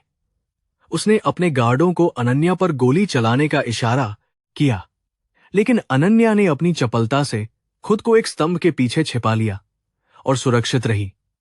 अब पूरा हॉल एक युद्ध के मैदान में बदल चुका था। अराजकता के बीच अनन्या ने वायलिन को अपनी ठुड्डी पर रखा और एक ऐसी धुन छेड़ दी जिसने न केवल मेहमानों को मंत्रमुग्ध कर दिया बल्कि रोहन के नकली संगीत को भी दबा दिया। उसके संगीत की गहराई ने हॉल में मौजूद हर व्यक्ति के हृदय को छू लिया और उन्हें महसूस कराया कि सुंदरता कभी भी क्रूरता के पीछे नहीं छिप सकती। विक्रम के गार्ड अब भ्रमित थे क्योंकि वे समझ नहीं पा रहे थे कि किसे निशाना बनाया जाए और क्या किया जाए, क्योंकि संगीत उन्हें रोक रहा था। अनन्या ने अपनी धुन के माध्यम से सरकारी कमांडो को संदेश भेजना शुरू किया कि वे अब अंदर आ सकते हैं। माया अपनी कुर्सी पर जमी रह गई थी और उसे विश्वास नहीं हो रहा था कि जिस दासी को उसने कल रात जूतों से मारा था वह इतनी प्रतिभाशाली हो सकती थी। उसे अपनी हार का एहसास होने लगा था, लेकिन उसका अहंकार अब भी उसे सच्चाई स्वीकार करने से रोक रहा था और वह नफरत से भरी हुई थी। अनन्या का संगीत अब और भी तेज हो गया था, जैसे वह देश की आत्मा को जगाने की कोशिश कर रही हो और गद्दारों को चुनौती दे रही हो। हर सुर एक मिसाइल की तरह विक्रम के साम्राज्य की नींव पर प्रहार कर रहा था और उसे नष्ट कर रहा था। जैसे ही संगीत अपने चरम पर पहुंचा, पूरे हॉल की खिड़कियां और कांच के सामान टूटने लगे, क्योंकि अनन्या ने उस विशेष फ्रीक्वेंसी को प्राप्त कर लिया था जो खतरे को टालती थी। उसने रोहन के हाथ से वह नकली वायलिन छीन लिया और उसे बहुत दूर फेंक दिया, जहां वह एक छोटे से धमाके के साथ फट गया, लेकिन कोई घायल नहीं हुआ। मेहमानों की चीखें गूंज उठीं, लेकिन वे अब सुरक्षित थे, क्योंकि विस्फोटक उपकरण निष्क्रिय हो चुका था और मुख्य खतरा अब टल गया था। अनन्या मंच के बीचों बीच खड़ी थी और उसका चेहरा अब उस मेकअप के बावजूद एक देवी की तरह चमक रहा था। विक्रम ने अपनी हार को स्वीकार करने के बजाय अपनी पिस्तौल निकाली और अनन्या की ओर निशाना साधा, ताकि वह इस गवाह को हमेशा के लिए खामोश कर सके। लेकिन इससे पहले कि वह ट्रिगर दबा पाता, अनन्या ने वायलिन के धनुष को एक भाले की तरह फेंका, जिसने विक्रम के ट्रिगर दबा पाता, लेकिन अपनी भाले की धनुष के लिए हाथ पर सटीक चोट की और पिस्तौल गिर गई। हॉल के चारों ओर से कमांडो खिड़कियां तोड़कर अंदर आने लगे और उन्होंने कुछ ही सेकंड में पूरे क्षेत्र को अपने नियंत्रण में ले लिया और सबको घेर लिया। अनन्या ने चैन की सांस ली और वायलिन को धीरे से नीचे रखा, जैसे वह अपनी थकान उतार रही हो। उसने देखा कि सिंघानिया और अन्य भ्रष्ट अधिकारी भागने की कोशिश कर रहे थे, लेकिन उन्हें तुरंत दबोच लिया गया और उनके हाथों में हथकड़ियां पहना दी गईं जो जरूरी था। अनन्या की टीम के सदस्य उसके पास आए और उन्होंने उसे एक चोगा दिया, ताकि वह अपनी मर्यादा को ढक सके और अपने असली स्वरूप को वापस पा सके। पूरे हॉल में अब सन्नाटा था और केवल कमांडो के जूतों की आवाज सुनाई दे रही थी, जो कानून और व्यवस्था का प्रतीक थी, जो वापस आई थी। अनन्या ने अपनी आंखें बंद कीं और अपनी जीत के उस क्षण को अपने भीतर गहराई से महसूस किया और सराहा। उसने देखा कि माया अब जमीन पर बैठी रो रही थी, क्योंकि उसका वैभव और उसकी नकली दुनिया कुछ ही पलों में पूरी तरह से बर्बाद हो गई थी और वह बेसहारा थी। अनन्या उसके पास गई और उसने कुछ नहीं कहा, लेकिन उसकी नजरों में मौजूद वह करुणा और शक्ति माया को उसकी छोटी सोच का एहसास कराने के लिए काफी थी। यह केवल एक मिशन की सफलता नहीं थी, बल्कि यह बुराई पर अच्छाई की और अहंकार पर विनम्रता की एक ऐतिहासिक और प्रेरणादायक जीत थी। अनन्या अब फिर से वही शक्तिशाली महिला थी जिसे पूरा देश प्रेम और सम्मान की दृष्टि से देखता था। अनन्या मंच के केंद्र में अडिग खड़ी थी और उसके हाथ में असली द सॉवरेन वायलिन एक दिव्य अस्त्र की तरह चमक रहा था। चारों ओर फैली अराजकता के बीच उसकी स्थिरता एक रहस्यमयी शक्ति का प्रतीक लग रही थी, जिसने सबको स्तब्ध कर दिया था। उसने अपनी आंखें बंद कीं और एक लंबी गहरी सांस ली, ताकि वह अपने भीतर की ऊर्जा को संगीत के सुरों में बदल सके और न्याय कर सके। मेहमानों की सांसें थमी हुई थीं और वे उस अद्भुत दृश्य को देख रहे थे जो उनकी कल्पना से परे था। जैसे ही उसने धनुष को वायलिन के तारों पर छुआ, हॉल की हवा एक जादुई कंपन से भर गई, जिसने हर किसी के हृदय को झकझोर कर रख दिया। यह केवल संगीत नहीं था, बल्कि उन करोड़ों लोगों की आवाज थी जिनका हक इन भ्रष्ट लोगों ने छीना था और जिन्हें न्याय की तलाश थी। संगीत की पहली लहर इतनी शक्तिशाली थी कि विक्रम के सशस्त्र गार्ड अपनी जगह से 1 इंच भी हिलने की हिम्मत नहीं जुटा पा रहे थे। अनन्या की उंगलियां तारों पर बिजली की गति से नाच रही थीं और एक ऐसी धुन पैदा कर रही थीं जो अद्भुत थी। विक्रम ने अपनी पिस्तौल फिर से उठाने की कोशिश की, लेकिन संगीत की गूंज ने उसके दिमाग को सुन्न कर दिया था और उसका शरीर उसका साथ नहीं दे रहा था। वह समझ नहीं पा रहा था कि एक मामूली दासी के भीतर इतनी प्रतिभा और साहस कहां से आया, जिसने उसके पूरे साम्राज्य को चुनौती दे दी थी। माया, जो अब तक अहंकार में डूबी हुई थी, अपनी कुर्सी पर सुन्न बैठी थी और उसकी आंखों में पहली बार अपनी मौत का खौफ दिखाई दे रहा था। अनन्या का संगीत अब एक युद्ध घोष की तरह पूरे महल में गूंज रहा था। संगीत की हर स्वर लहर में एक गुप्त संदेश छिपा था जो केवल बाहरी घेरे में तैनात सरकारी विशेष बलों के रिसीवर ही समझ सकते थे और कार्रवाई कर सकते थे। यह एक उच्च तकनीकी एन्क्रिप्टेड सिग्नल था जिसे अनन्या ने अपनी वायलिन बजाने की कला के माध्यम से बहुत ही कुशलता से प्रसारित करना शुरू कर दिया था। कमांडो ने संकेत मिलते ही महल की घेराबंदी और कड़ी कर दी और वे अब केवल अंतिम आदेश का इंतजार कर रहे थे ताकि वे अंदर घुस सके। इस बीच हॉल के भीतर मौजूद अपराधियों को अपनी स्थिति का अंदाजा तक नहीं था और वे डरे हुए थे। अनन्या ने अपनी धुन की लय को और तेज कर दिया जिससे हॉल के भीतर मौजूद झूमर कांपने लगे और उनकी कांच की लड़ियां एक सुरम्य आवाज के साथ टकराने लगीं। उसने अपने चेहरे पर लगे उस कृत्रिम मेकअप की परवाह नहीं की जो पसीने के कारण अब धीरे धीरे अपनी जगह से खिसक रहा था और उसकी असलियत दिखा रहा था। उसकी आंखों में मौजूद वह राजसी तेज अब पूरी तरह से प्रकट हो रहा था जो किसी भी साधारण इंसान के वश की बात नहीं थी और दिव्य था। दर्शकों को अब संदेह होने लगा था कि वे किसके सामने खड़े हैं। सिंघानिया ने भागने के लिए पिछले दरवाजे की ओर कदम बढ़ाया लेकिन अनन्या ने अपनी धुन में एक ऐसा उतार चढ़ाव लाया जिसने सुरक्षा अलार्म को स्वचालित रूप से सक्रिय कर दिया और दरवाजे बंद हो गए। वह अब एक चूहे की तरह फंस गया था और उसकी घबराहट देखकर अनन्या के मन में एक संतुष्टि का भाव आया क्योंकि उसने देश के साथ गद्दारी की थी। संगीत अब अपने चरम पर पहुंच चुका था और इसकी तीव्रता इतनी अधिक थी कि हॉल की दीवारों पर दरारें पड़ने लगी थीं, जो बहुत डरावनी और शक्तिशाली लग रही थीं।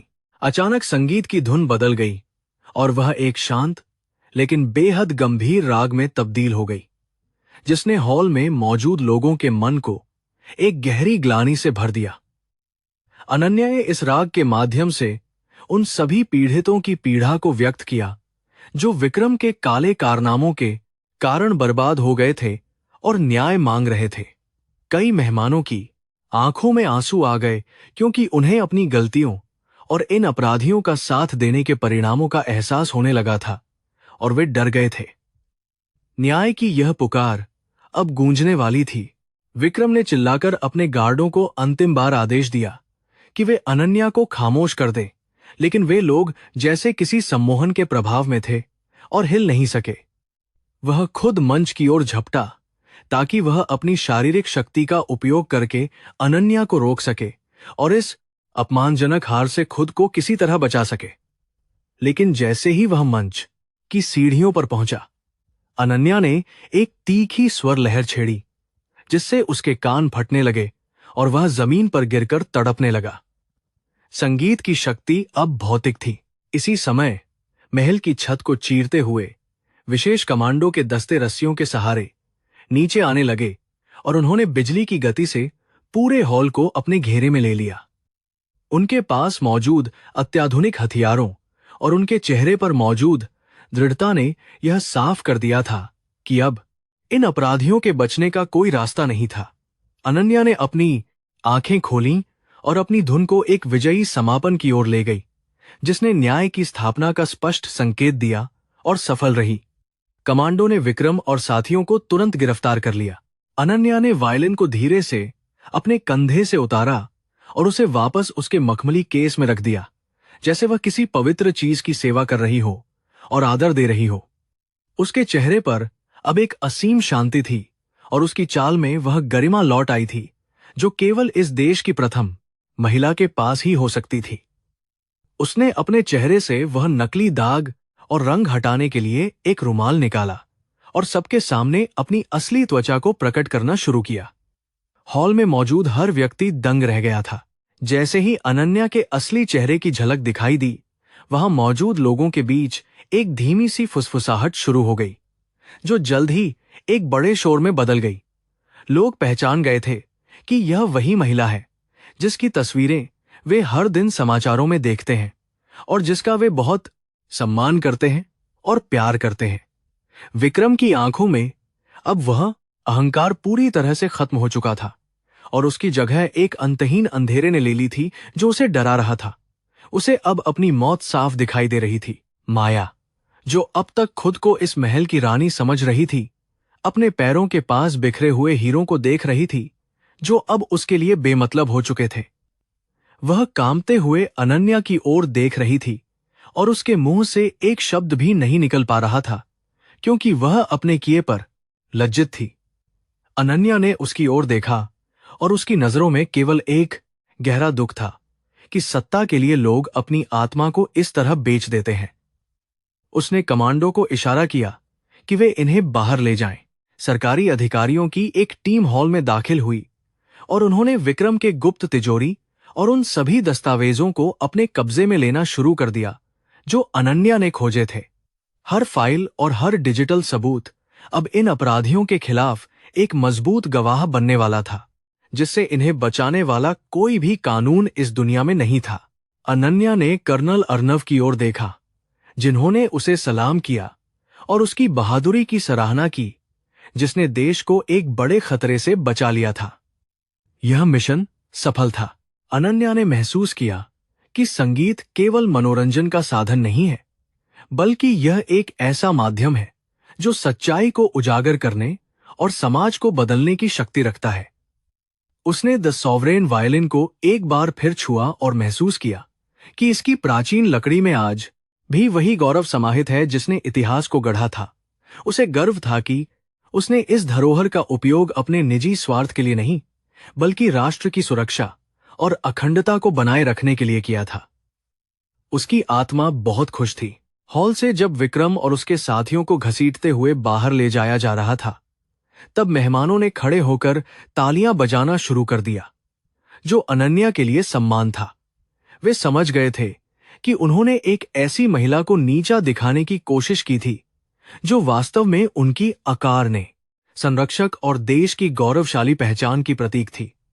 अनन्या ने बहुत ही विनम्रता से उनका अभिवादन स्वीकार किया, लेकिन उनके चेहरों पर मौजूद उस अवसरवादिता को भी भांप लिया जो अब उसकी तारीफ कर रहे थे। उसने न्याय का रास्ता चुना। जैसे जैसे रात गहराती जा रही थी, महल के भीतर की शांति अब और भी अधिक सुखद लगने लगी थी, क्योंकि अब इसमें किसी षड्यंत्र की कोई बू नहीं आ रही थी। अनन्या ने अपने सहायक को बुलाकर निर्देश दिए कि उन सभी गरीब नौकरों की सुरक्षा और मुआवजे का इंतजार किया जाए जिन्हें विक्रम ने प्रताड़ित किया था और डराया था। उसने यह सुनिश्चित किया कि इस कानूनी लड़ाई में किसी भी निर्दोष व्यक्ति को कोई नुकसान न पहुंचे और न्याय की प्रक्रिया पारदर्शी और निष्पक्ष बनी रहे। उसकी मानवता महान थी। महल की छत से अब तिरंगा लहराने लगा था, जो इस बात का प्रतीक था कि यह स्थान अब किसी अपराधी का अड्डा नहीं, बल्कि कानून के दायरे में आ चुका है। अनन्या ने खिड़की से बाहर देखा, जहां सुबह की पहली किरणें आसमान को सुनहरे रंग में रंग रही थीं और एक नई तो आप करना आसमान के शुरुआत का वादा कर रही थीं। उसे पता था कि उसका काम अभी खत्म नहीं हुआ है, क्योंकि देश के अन्य हिस्सों में भी ऐसे कई विक्रम छिपे हो सकते थे जिन्हें ढूंढना था। लेकिन आज की जीत बहुत बड़ी थी। उसने अपनी टीम के साथ एक संक्षिप्त बैठक की और उन्हें निर्देश दिया कि विक्रम के अंतर्राष्ट्रीय संपर्कों की गहनता से जांच की जाए ताकि इस नेटवर्क को पूरी तरह खत्म किया जा सके। वह जानती थी कि यह केवल एक मोहरा था और इसके पीछे छिपे असली खिलाड़ियों तक पहुंचना अभी बाकी था, जो वैश्विक स्तर पर सक्रिय थे। अनन्या के चेहरे पर अब कोई थकान नहीं थी, बल्कि एक नई ऊर्जा और संकल्प था जो उसे अपने कर्तव्य पथ पर आगे बढ़ने के लिए प्रेरित कर रहा था। अचानक उसे याद आया कि उस हमशक्ल महिला का क्या हुआ जिसे विक्रम ने बलि का बकरा बनाने की योजना बनाई थी और जिसे उसे बचाना था। उसने तुरंत अपनी टीम से संपर्क किया और उसे यह जानकर राहत मिली कि उसे सुरक्षित स्थान पर पहुंचा दिया गया है और वह अब पूरी तरह ठीक है। अनन्या की आंखों में एक संतोषमयी चमक आई, क्योंकि उसने न केवल देश को बचाया था, बल्कि एक निर्दोष जान की रक्षा भी सफलतापूर्वक की थी। उसकी करुणा ने सबको प्रभावित किया। वह धीरे धीरे उस हॉल से बाहर निकली, जहां उसकी संगीत की धुनें अभी भी दीवारों से टकरा रही थीं और एक न्यायप्रिय भविष्य की गूंज पैदा कर रही थीं। उसके पीछे द सॉवरेन वायलिन था, जिसे अब एक राष्ट्रीय संग्रहालय में सुरक्षित रखा जाने वाला था, ताकि आने वाली पीढ़ियां उसकी गौरवशाली गाथा को जान सकें।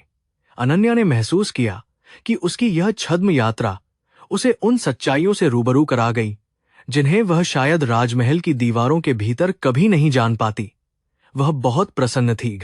कार के भीतर बैठकर उसने अपनी रिपोर्ट तैयार करना शुरू किया, जो उसे संसद के आगामी सत्र में प्रस्तुत करनी थी, ताकि कानून में आवश्यक सुधार किए जा सकें। उसे पता था कि उसकी यह साहसिक कहानी जल्द ही पूरी दुनिया में फैल जाएगी और भ्रष्टाचार के खिलाफ लड़ने वाले हर व्यक्ति के लिए एक प्रेरणा का स्रोत बनेगी। अनन्या ने अपने मोबाइल फोन पर अपने पति और देश के राष्ट्रपति का संदेश देखा, जिन्होंने उसकी वीरता पर गर्व व्यक्त किया था और उसे बधाई दी थी। उसका दिल गर्वित था। जैसे ही उसकी कार महल के मुख्य गेट से बाहर निकली, उसने पीछे मुड़कर देखा, जहां पुलिस की गाड़ियां अब भी विक्रम के साम्राज्य के अवशेषों को समेट रही थीं। वह जानती थी कि आज की रात ने इतिहास का एक नया अध्याय लिख दिया है, जहां एक क्रूर दासी ने अपनी बुद्धिमत्ता से महान शक्तियों को धूल चटा दी थी। यह केवल एक मिशन की समाप्ति नहीं थी, बल्कि एक ऐसी चेतना का जन्म था जो हर अन्याय के खिलाफ खड़े होने का जज्बा रखती थी। महल के ध्वस्त होते गौरव के बीच अनन्या शांत खड़ी थी और उसने अपने चेहरे से कृत्रिम मेकअप की अंतिम परत को हटा दिया था। उसकी असली त्वचा अब रोशनी में चमक रही थी, जो उसकी गरिमा और शक्ति का अटूट प्रमाण थी। हॉल में मौजूद मेहमान, जो कल तक उसे एक तुच्छ और क्रूर दासी समझ रहे थे, अब उसकी आंखों में देखने की हिम्मत नहीं जुटा पा रहे थे। अनन्या ने महसूस किया कि उसकी यह छद्म वेशभूषा ही उसका सबसे बड़ा हथियार साबित हुई थी, जिसने गद्दारों के असली चेहरे को दुनिया के सामने बेनकाब किया। विक्रम को जब हथकड़ियां पहनाई गईं, तो उसके चेहरे का रंग उड़ गया था और उसकी आंखों में केवल गहरा पछतावा और हार का डर दिखाई दे रहा था। वह अभी भी इस बात पर विश्वास नहीं कर पा रहा था कि जिस महिला को उसने अपने पैरों की धूल समझा था, वही देश की सर्वोच्च सत्ता की प्रतीक थी। उसने अनन्या से दया की भीख मांगने की कोशिश की, लेकिन उसके शब्द उसके गले में ही फंस गए, क्योंकि अनन्या की नजरों में केवल न्याय की कठोरता थी। उसके भ्रष्टाचार का साम्राज्य अब पूरी तरह से धूल में मिल चुका था और बचने का रास्ता बंद था। माया, जो फर्श पर बिखरे अपने हीरों के बीच बैठी थी, अब जोर जोर से रो रही थी, क्योंकि उसका अहंकार अब उसकी रक्षा करने में पूरी तरह विफल रहा था। उसने अनन्या की ओर देखा और उसे वे सभी क्षण याद आए, जब उसने इस क्रूर दासी को सरेआम अपमानित किया था और उसे नीचा दिखाया था। विडंबना यह थी कि जिसे उसने सफाई के लिए घुटनों पर बैठने को मजबूर किया था, वही अब उसके भाग्य का फैसला करने वाली न्यायाधीश बनी खड़ी थी। यह उसके जीवन का सबसे बड़ा और सबसे दर्दनाक सबक था, जिसे वह कभी नहीं भूल पाएगी। अनन्या ने सभा में मौजूद सभी अतिथियों की ओर अपनी नजरें घुमाईं और उनकी चुप्पी ने उनके भीतर छिपे डर और शर्मिंदगी को पूरी तरह से उजागर कर दिया था। उसने बहुत ही शांत लेकिन प्रभावशाली स्वर में कहा कि पद और पैसा किसी को दूसरों का अपमान करने का अधिकार नहीं देते हैं और यह नैतिकता का पतन है। उसने स्पष्ट किया कि एक राष्ट्र की शक्ति उसके नागरिकों की गरिमा में निहित होती है, न कि उन लोगों की विलासिता में जो दूसरों का शोषण करते हैं। उसकी बातों ने वहां मौजूद हर प्रभावशाली व्यक्ति के अंतर्मन को बुरी तरह झकझोर कर रख दिया।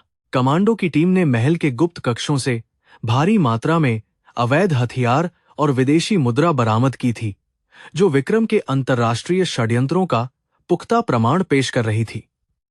अनन्या ने निर्देश दिया कि हर एक दस्तावेज की बारीकी से जांच की जाए, ताकि इस नेटवर्क से जुड़े हर छोटे बड़े गद्दार को कानून के शिकंजे में लाया जा सके। उसे पता था कि यह केवल एक शुरुआत है और अभी कई बड़े नाम सामने आने बाकी हैं, जो पर्दे के पीछे रहकर देश को खोखला कर रहे थे। उसका इरादा अब अटूट और बेहद स्पष्ट था कि महल के बाहर का दृश्य भी पूरी तरह बदल चुका था। जहां अब मीडिया की गाड़ियां और पुलिस की वैन का जमावड़ा लगा हुआ था, जो सच जानने के लिए बेताब थे। अनन्या ने अपनी असली पहचान के साथ बाहर निकलने का फैसला किया, ताकि दुनिया यह देख सके कि न्याय कभी भी और बाधा किसी भी रूप में प्रकट हो सकता है। जैसे ही वह मुख्य द्वार पर पहुंची, कैमरों की फ्लैश लाइट ने रात के अंधेरे को चीर दिया और चारों ओर केवल उसके नाम की गूंज सुनाई देने लगी। उसने बहुत ही सादगी और गरिमा के साथ सबका अभिवादन स्वीकार किया। अधिकारियों ने अनन्या को सूचित किया कि विक्रम के कंप्यूटर सर्वर से कुछ ऐसी फाइलें मिली हैं जो सीधे तौर पर पड़ोसी देशों के साथ किए गए गुप्त समझौतों की ओर इशारा करती हैं। इन फाइलों में देश के कई महत्वपूर्ण बुनियादी ढांचों पर हमले की योजना थी, जिसे अनन्या ने अपनी सूझबूझ और बहादुरी से समय रहते विफल कर दिया था। यह जानकर अनन्या को अपनी जोखिम भरी भूमिका पर गर्व महसूस हुआ, क्योंकि उसने लाखों बेगुनाह जानों को एक बड़ी आपदा से सुरक्षित बचा लिया था। उसका मिशन अब अपनी पूर्णता की ओर बढ़ रहा था। सिंघानिया, जो अब पुलिस की हिरासत में था, अपनी जान बचाने के लिए सरकारी गवाह बनने के लिए तैयार हो गया था और उसने कई गुप्त ठिकानों के नाम बता दिए थे। अनन्या ने इस अवसर का लाभ उठाते हुए एक राष्ट्रव्यापी छापेमारी का आदेश दिया, ताकि इस पूरे गिरोह का नामो निशान हमेशा के लिए मिटाया जा सके और शांति बहाल हो। उसे पता था कि ऐसे तत्वों को जड़ से उखाड़ना बहुत जरूरी है, अन्यथा वे फिर से पनप सकते हैं और समाज के लिए खतरा बन सकते हैं। उसकी रणनीति बहुत ही सटीक और दूरदर्शी थी। अनन्या की टीम ने उस वायलिन द सॉवरेन को बहुत ही सुरक्षित तरीके से एक विशेष बक्से में रखा, ताकि उसे सरकारी संग्रहालय में पहुंचाया जा सके, जहां वह सुरक्षित रहे। यह वायलिन अब केवल एक वाद्य यंत्र नहीं था, बल्कि यह उस रात की ऐतिहासिक जीत और न्याय की स्थापना का एक महान और अमर प्रतीक बन चुका था।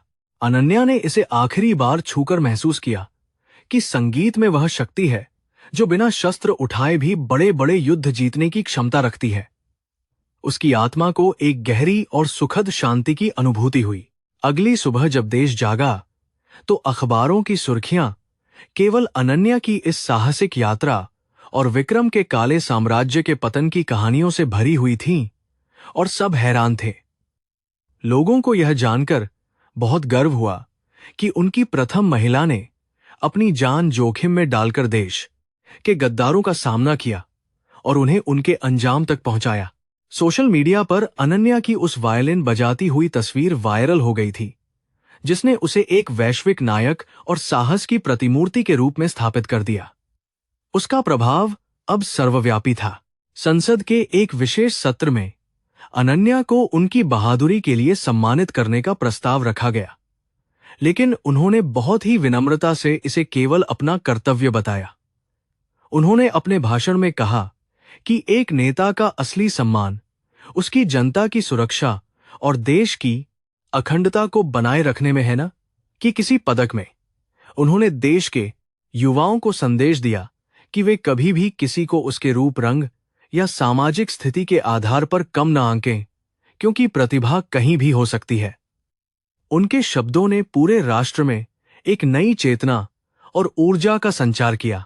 माया और विक्रम को जेल की कोठरी में भेज दिया गया, जहां वे अब अपनी बाकी की जिंदगी अपने किए गए अपराधों के प्रायश्चित और अंधेरे में बिताने वाले थे। उनकी वह विलासितापूर्ण दुनिया अब एक बुरे सपने की तरह पीछे छूट गई थी, और उनके पास पछतावे के अलावा और कुछ भी शेष नहीं बचा था। अनन्या ने सुनिश्चित किया कि उनके द्वारा लूटी गई पाई को सरकारी खजाने में वापस लाया जाए, ताकि उसका उपयोग गरीबों के कल्याण के लिए किया जा सके। न्याय का पहिया अब पूरी तरह से घूम चुका था और सफल था। अनन्या ने उस हमशक्ल महिला से व्यक्तिगत रूप से मुलाकात की, जिसे विक्रम ने अपना मोहरा बनाने की कोशिश की थी, और उसे हर संभव सहायता प्रदान करने का वादा किया। उस महिला की आंखों में अनन्या के प्रति असीम श्रद्धा और आभार था, क्योंकि उसने न केवल उसकी जान बचाई थी, बल्कि उसे एक नई पहचान भी दी थी। अनन्या ने महसूस किया कि एक असली नेता वही है जो सबसे कमजोर व्यक्ति के चेहरे पर भी मुस्कान ला सके और उसे सुरक्षा का एहसास करा सके। उसकी करुणा ने सबको बहुत प्रभावित किया। इस पूरे घटनाक्रम के बाद अनन्या के व्यक्तिगत जीवन में भी एक बड़ा बदलाव आया, क्योंकि अब लोग उसे केवल एक राजनेता की पत्नी के रूप में नहीं देखते थे। वह अब अपनी स्वयं की एक स्वतंत्र और सशक्त पहचान बना चुकी थी, जो किसी भी पद या प्रतिष्ठा से कहीं अधिक ऊंची और प्रभावशाली थी। उसने महिला सशक्तिकरण के लिए कई नए कार्यक्रमों की शुरुआत की, ताकि अन्य लड़कियां भी निडर होकर अपने सपनों को पूरा कर सकें और समाज में बदलाव ला सकें। उसका मिशन अब एक आंदोलन का रूप ले चुका था। महल, जो कभी भ्रष्टाचार का केंद्र था, अब उसे एक सार्वजनिक पुस्तकालय और कला केंद्र में बदलने का निर्णय लिया गया, ताकि वहां से ज्ञान का प्रकाश फैल सके। अनन्या ने स्वयं इसके उद्घाटन समारोह की रूपरेखा तैयार की और यह सुनिश्चित किया कि वहां की दीवारें अब किसी षड्यंत्र की नहीं, बल्कि राष्ट्र निर्माण की कहानियां सुनाएं। यह बदलाव उस जीत का प्रतीक था जो अंधेरे पर प्रकाश की और अन्याय पर न्याय की महान विजय को दर्शा रहा था और सबको प्रेरित कर रहा था। उसकी सोच बहुत महान थी। एक शाम जब अनन्या अपने कार्यालय में बैठी आगामी योजनाओं पर विचार कर रही थी, तो उसे कर्नल अर्नव का फोन आया, जिन्होंने उसे एक नई जानकारी दी। उन्होंने बताया कि विक्रम के अंतर्राष्ट्रीय आकाओं ने अब अनन्या को अपना मुख्य लक्ष्य बना लिया है, क्योंकि उसने उनके सबसे बड़े नेटवर्क को पूरी तरह से तबाह कर दिया था। अनन्या ने इस धमकी को बहुत ही सहजता से लिया और कहा कि वह किसी भी चुनौती का सामना करने के लिए हमेशा तैयार है और डरेगी नहीं। उसके साहस ने उसके सहयोगियों के मनोबल को और भी ऊंचा कर दिया। अनन्या जानती थी कि न्याय की राह कभी भी आसान नहीं होती और इसमें कदम कदम पर खतरों और चुनौतियों का सामना करना पड़ता है, जो इंसान को और मजबूत बनाते हैं। लेकिन उसने यह भी सीख लिया था कि अगर आपका इरादा नेक हो और आपके भीतर सच्चाई की शक्ति हो, तो दुनिया की कोई भी ताकत आपको हरा नहीं सकती। उसने अपनी डायरी में लिखा कि एक क्रूप चेहरा भी अगर महान कार्य करे तो वह दुनिया का सबसे सुंदर चेहरा बन जाता है। उसके विचार उसके व्यक्तित्व की गहराई को दर्शाते थे। देश की खुफिया एजेंसियों ने अब और भी अधिक सतर्कता बरतनी शुरू कर दी थी और अनन्या की सुरक्षा व्यवस्था को अभेद्य बनाने के लिए नए और आधुनिक सुरक्षा प्रोटोकॉल लागू किए। लेकिन अनन्या ने स्पष्ट कर दिया था कि वह जनता से कटी हुई नहीं रहना चाहती और वह हमेशा उनके बीच जाकर उनकी समस्याओं को सुनना और हल करना चाहती है। उसका मानना था कि एक नेता की असली सुरक्षा उसकी जनता का प्यार और अटूट विश्वास होता है, जो किसी भी बंदूक से अधिक शक्तिशाली है। उसका यह दर्शन बहुत प्रभावशाली था। अनन्या ने विक्रम के मामले की सुनवाई को फास्ट ट्रैक कोर्ट में चलाने का आग्रह किया, ताकि न्याय मिलने में देरी न हो और अपराधियों को जल्द से जल्द सजा मिल सके। वह चाहती थी कि यह मामला समाज के लिए एक ऐसा उदाहरण बने कि भविष्य में कोई भी व्यक्ति देश के साथ गद्दारी करने की हिम्मत भी न जुटा पाए। कानूनी विशेषज्ञों की एक टीम ने बहुत ही मजबूती से इस केस को तैयार किया, ताकि कोई भी लूपहोल न बचे और न्याय पूरी तरह से हो। उसकी सक्रियता ने कानून व्यवस्था में लोगों का भरोसा और भी मजबूत किया। जैसे जैसे समय बीतता गया, अनन्या की लोकप्रियता न केवल देश में बल्कि अंतर्राष्ट्रीय स्तर पर भी बहुत बढ़ गई और उन्हें कई वैश्विक मंचों पर बोलने के लिए आमंत्रित किया गया। उन्होंने हर जगह शांति, न्याय और पारदर्शिता का संदेश दिया और बताया कि कैसे एक साधारण व्यक्ति भी बड़े बदलाव लाने की क्षमता रखता है, अगर वह ठान ले। उनकी कहानियां अब दुनिया भर के स्कूलों में पढ़ाई जाने लगी थीं, ताकि नई पीढ़ी प्रेरणा ले सके और अपनी मिट्टी के प्रति वफादार रह सके। अनन्या एक वैश्विक प्रेरणा बन चुकी थी। एक रात जब वह अपने बगीचे में टहल रही थी, उसने आसमान की ओर देखा और उसे महसूस हुआ कि उसकी यह यात्रा अभी भी बहुत लंबी है। और बहुत कुछ करना बाकी है। उसने उन सभी लोगों को याद किया जिन्होंने इस मिशन में उसका साथ दिया था और उनके प्रति अपनी कृतज्ञता व्यक्त की, जो हमेशा उसके साथ खड़े रहे। हवा की सरसराहट में उसे आज भी उस वायलिन की धुन सुनाई देती थी जो उसे उसके कर्तव्य की याद दिलाती थी और आगे बढ़ने का साहस देती थी। उसकी आत्मा बहुत संतुष्ट थी। अनन्या ने महसूस किया कि उसकी असली जीत केवल विक्रम को जेल भेजने में नहीं थी, बल्कि देश के करोड़ों लोगों के मन में आशा और विश्वास की ज्योति जलाने में थी। उसने खुद से वादा किया कि वह कभी भी अपने सिद्धांतों से समझौता नहीं करेगी और हमेशा सच्चाई और न्याय के मार्ग पर चलती रहेगी, चाहे कितनी भी बाधाएं आएं। उसकी आंखों में अब एक नया सपना था, जहां हर नागरिक सुरक्षित हो और जहां भ्रष्टाचार का कोई स्थान न हो और समाज खुशहाल हो। उसका संकल्प अब और भी दृढ़ हो गया था। तैयारी अब अगले चरण की थी, जहां उसे उन अंतर्राष्ट्रीय अपराधियों का पीछा करना था जो अभी भी खुले घूम रहे थे और दुनिया की शांति के लिए एक बड़ा खतरा बने हुए थे। अनन्या ने अपनी टीम को फिर से संगठित किया और उन्हें नए मिशन के लिए तैयार रहने को कहा, जो पहले से भी अधिक चुनौतीपूर्ण और जोखिम भरा होने वाला था। उसका सफर अब एक नए मोड़ पर था, जहां वह एक वैश्विक रक्षक के रूप में अपनी भूमिका निभाने के लिए पूरी तरह तैयार थी। उसका आत्मविश्वास हिमालय की तरह अटल था। विक्रमादित्य के उस आलीशान महल पर अब न्याय का सूरज अपनी पहली किरणें बिखेर रहा था, जो कभी षड्यंत्रों का काला गढ़ हुआ करता था। चारों ओर पुलिस की गाड़ियां और सरकारी सील लगी हुई थीं, जो इस बात का पुख्ता प्रमाण थीं कि बुराई का अंत हमेशा निश्चित होता है। अनन्या ने अपनी कार की खिड़की से उस भव्य इमारत को देखा और उसे अपने संघर्ष के वे कठिन पल याद आए, जब वह दासी बनकर वहां रही थी। उसे महसूस हुआ कि सच्ची विजय केवल सत्ता पाने में नहीं, बल्कि समाज में सत्य को स्थापित करने में निहित होती है। अनन्या के मन में अपनी दोहरी पहचान को लेकर एक गहरा मंथन चल रहा था, क्योंकि उसने समाज के दोनों पहलुओं को बहुत ही करीब से देखा था।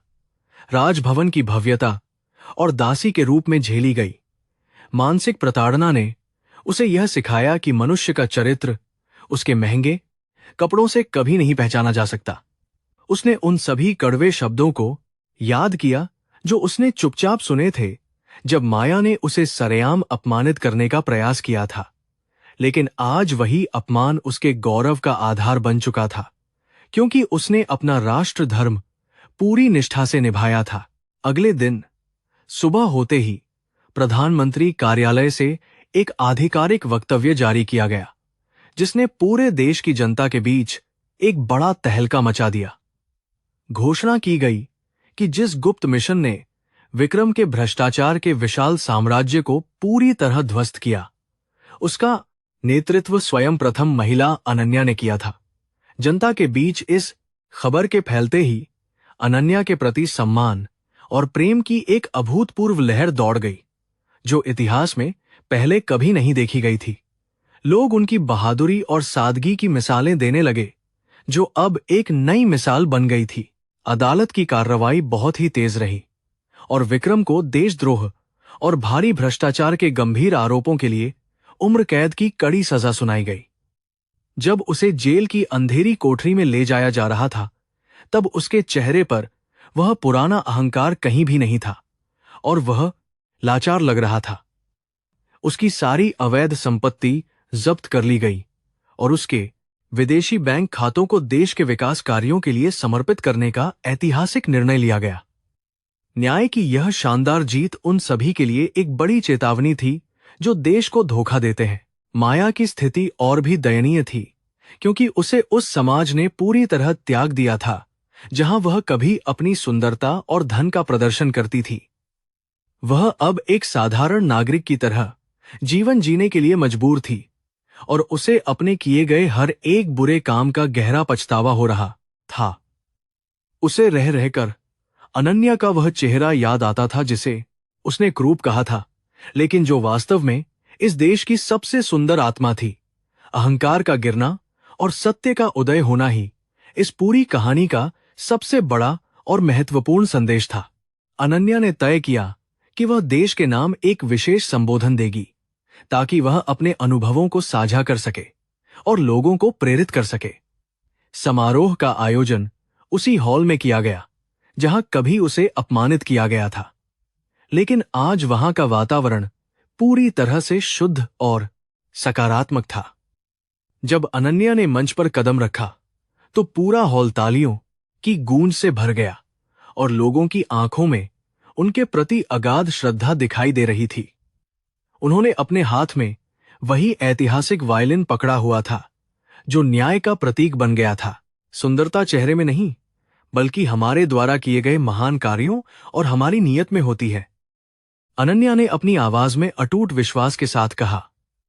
उन्होंने बताया कि कैसे एक अदृश्य दासी बनकर उन्होंने उन सच्चाइयों को देखा जिन्हें अक्सर बड़े बड़े पदों पर बैठे लोग देख पाने में पूरी तरह विफल हो जाते हैं।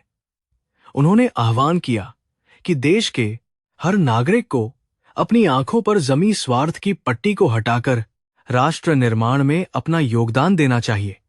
उनके शब्दों ने करोड़ों देशवासियों के दिलों में देशभक्ति की एक नई और ऊर्जावान ज्योति प्रज्वलित कर दी।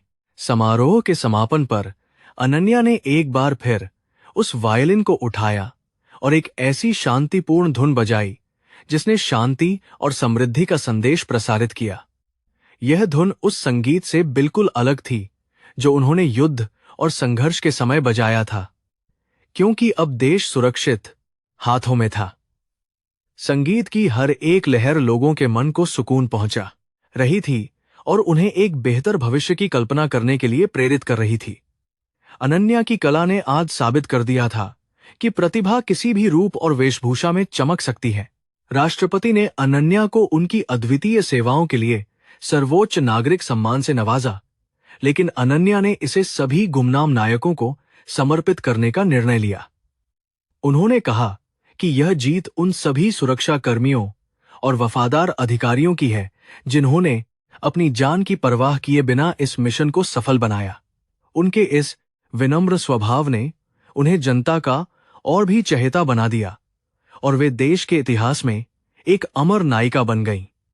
सत्ता का सही उपयोग कैसे किया जाए, यह अनन्या ने दुनिया को बहुत ही बखूबी सिखा दिया था।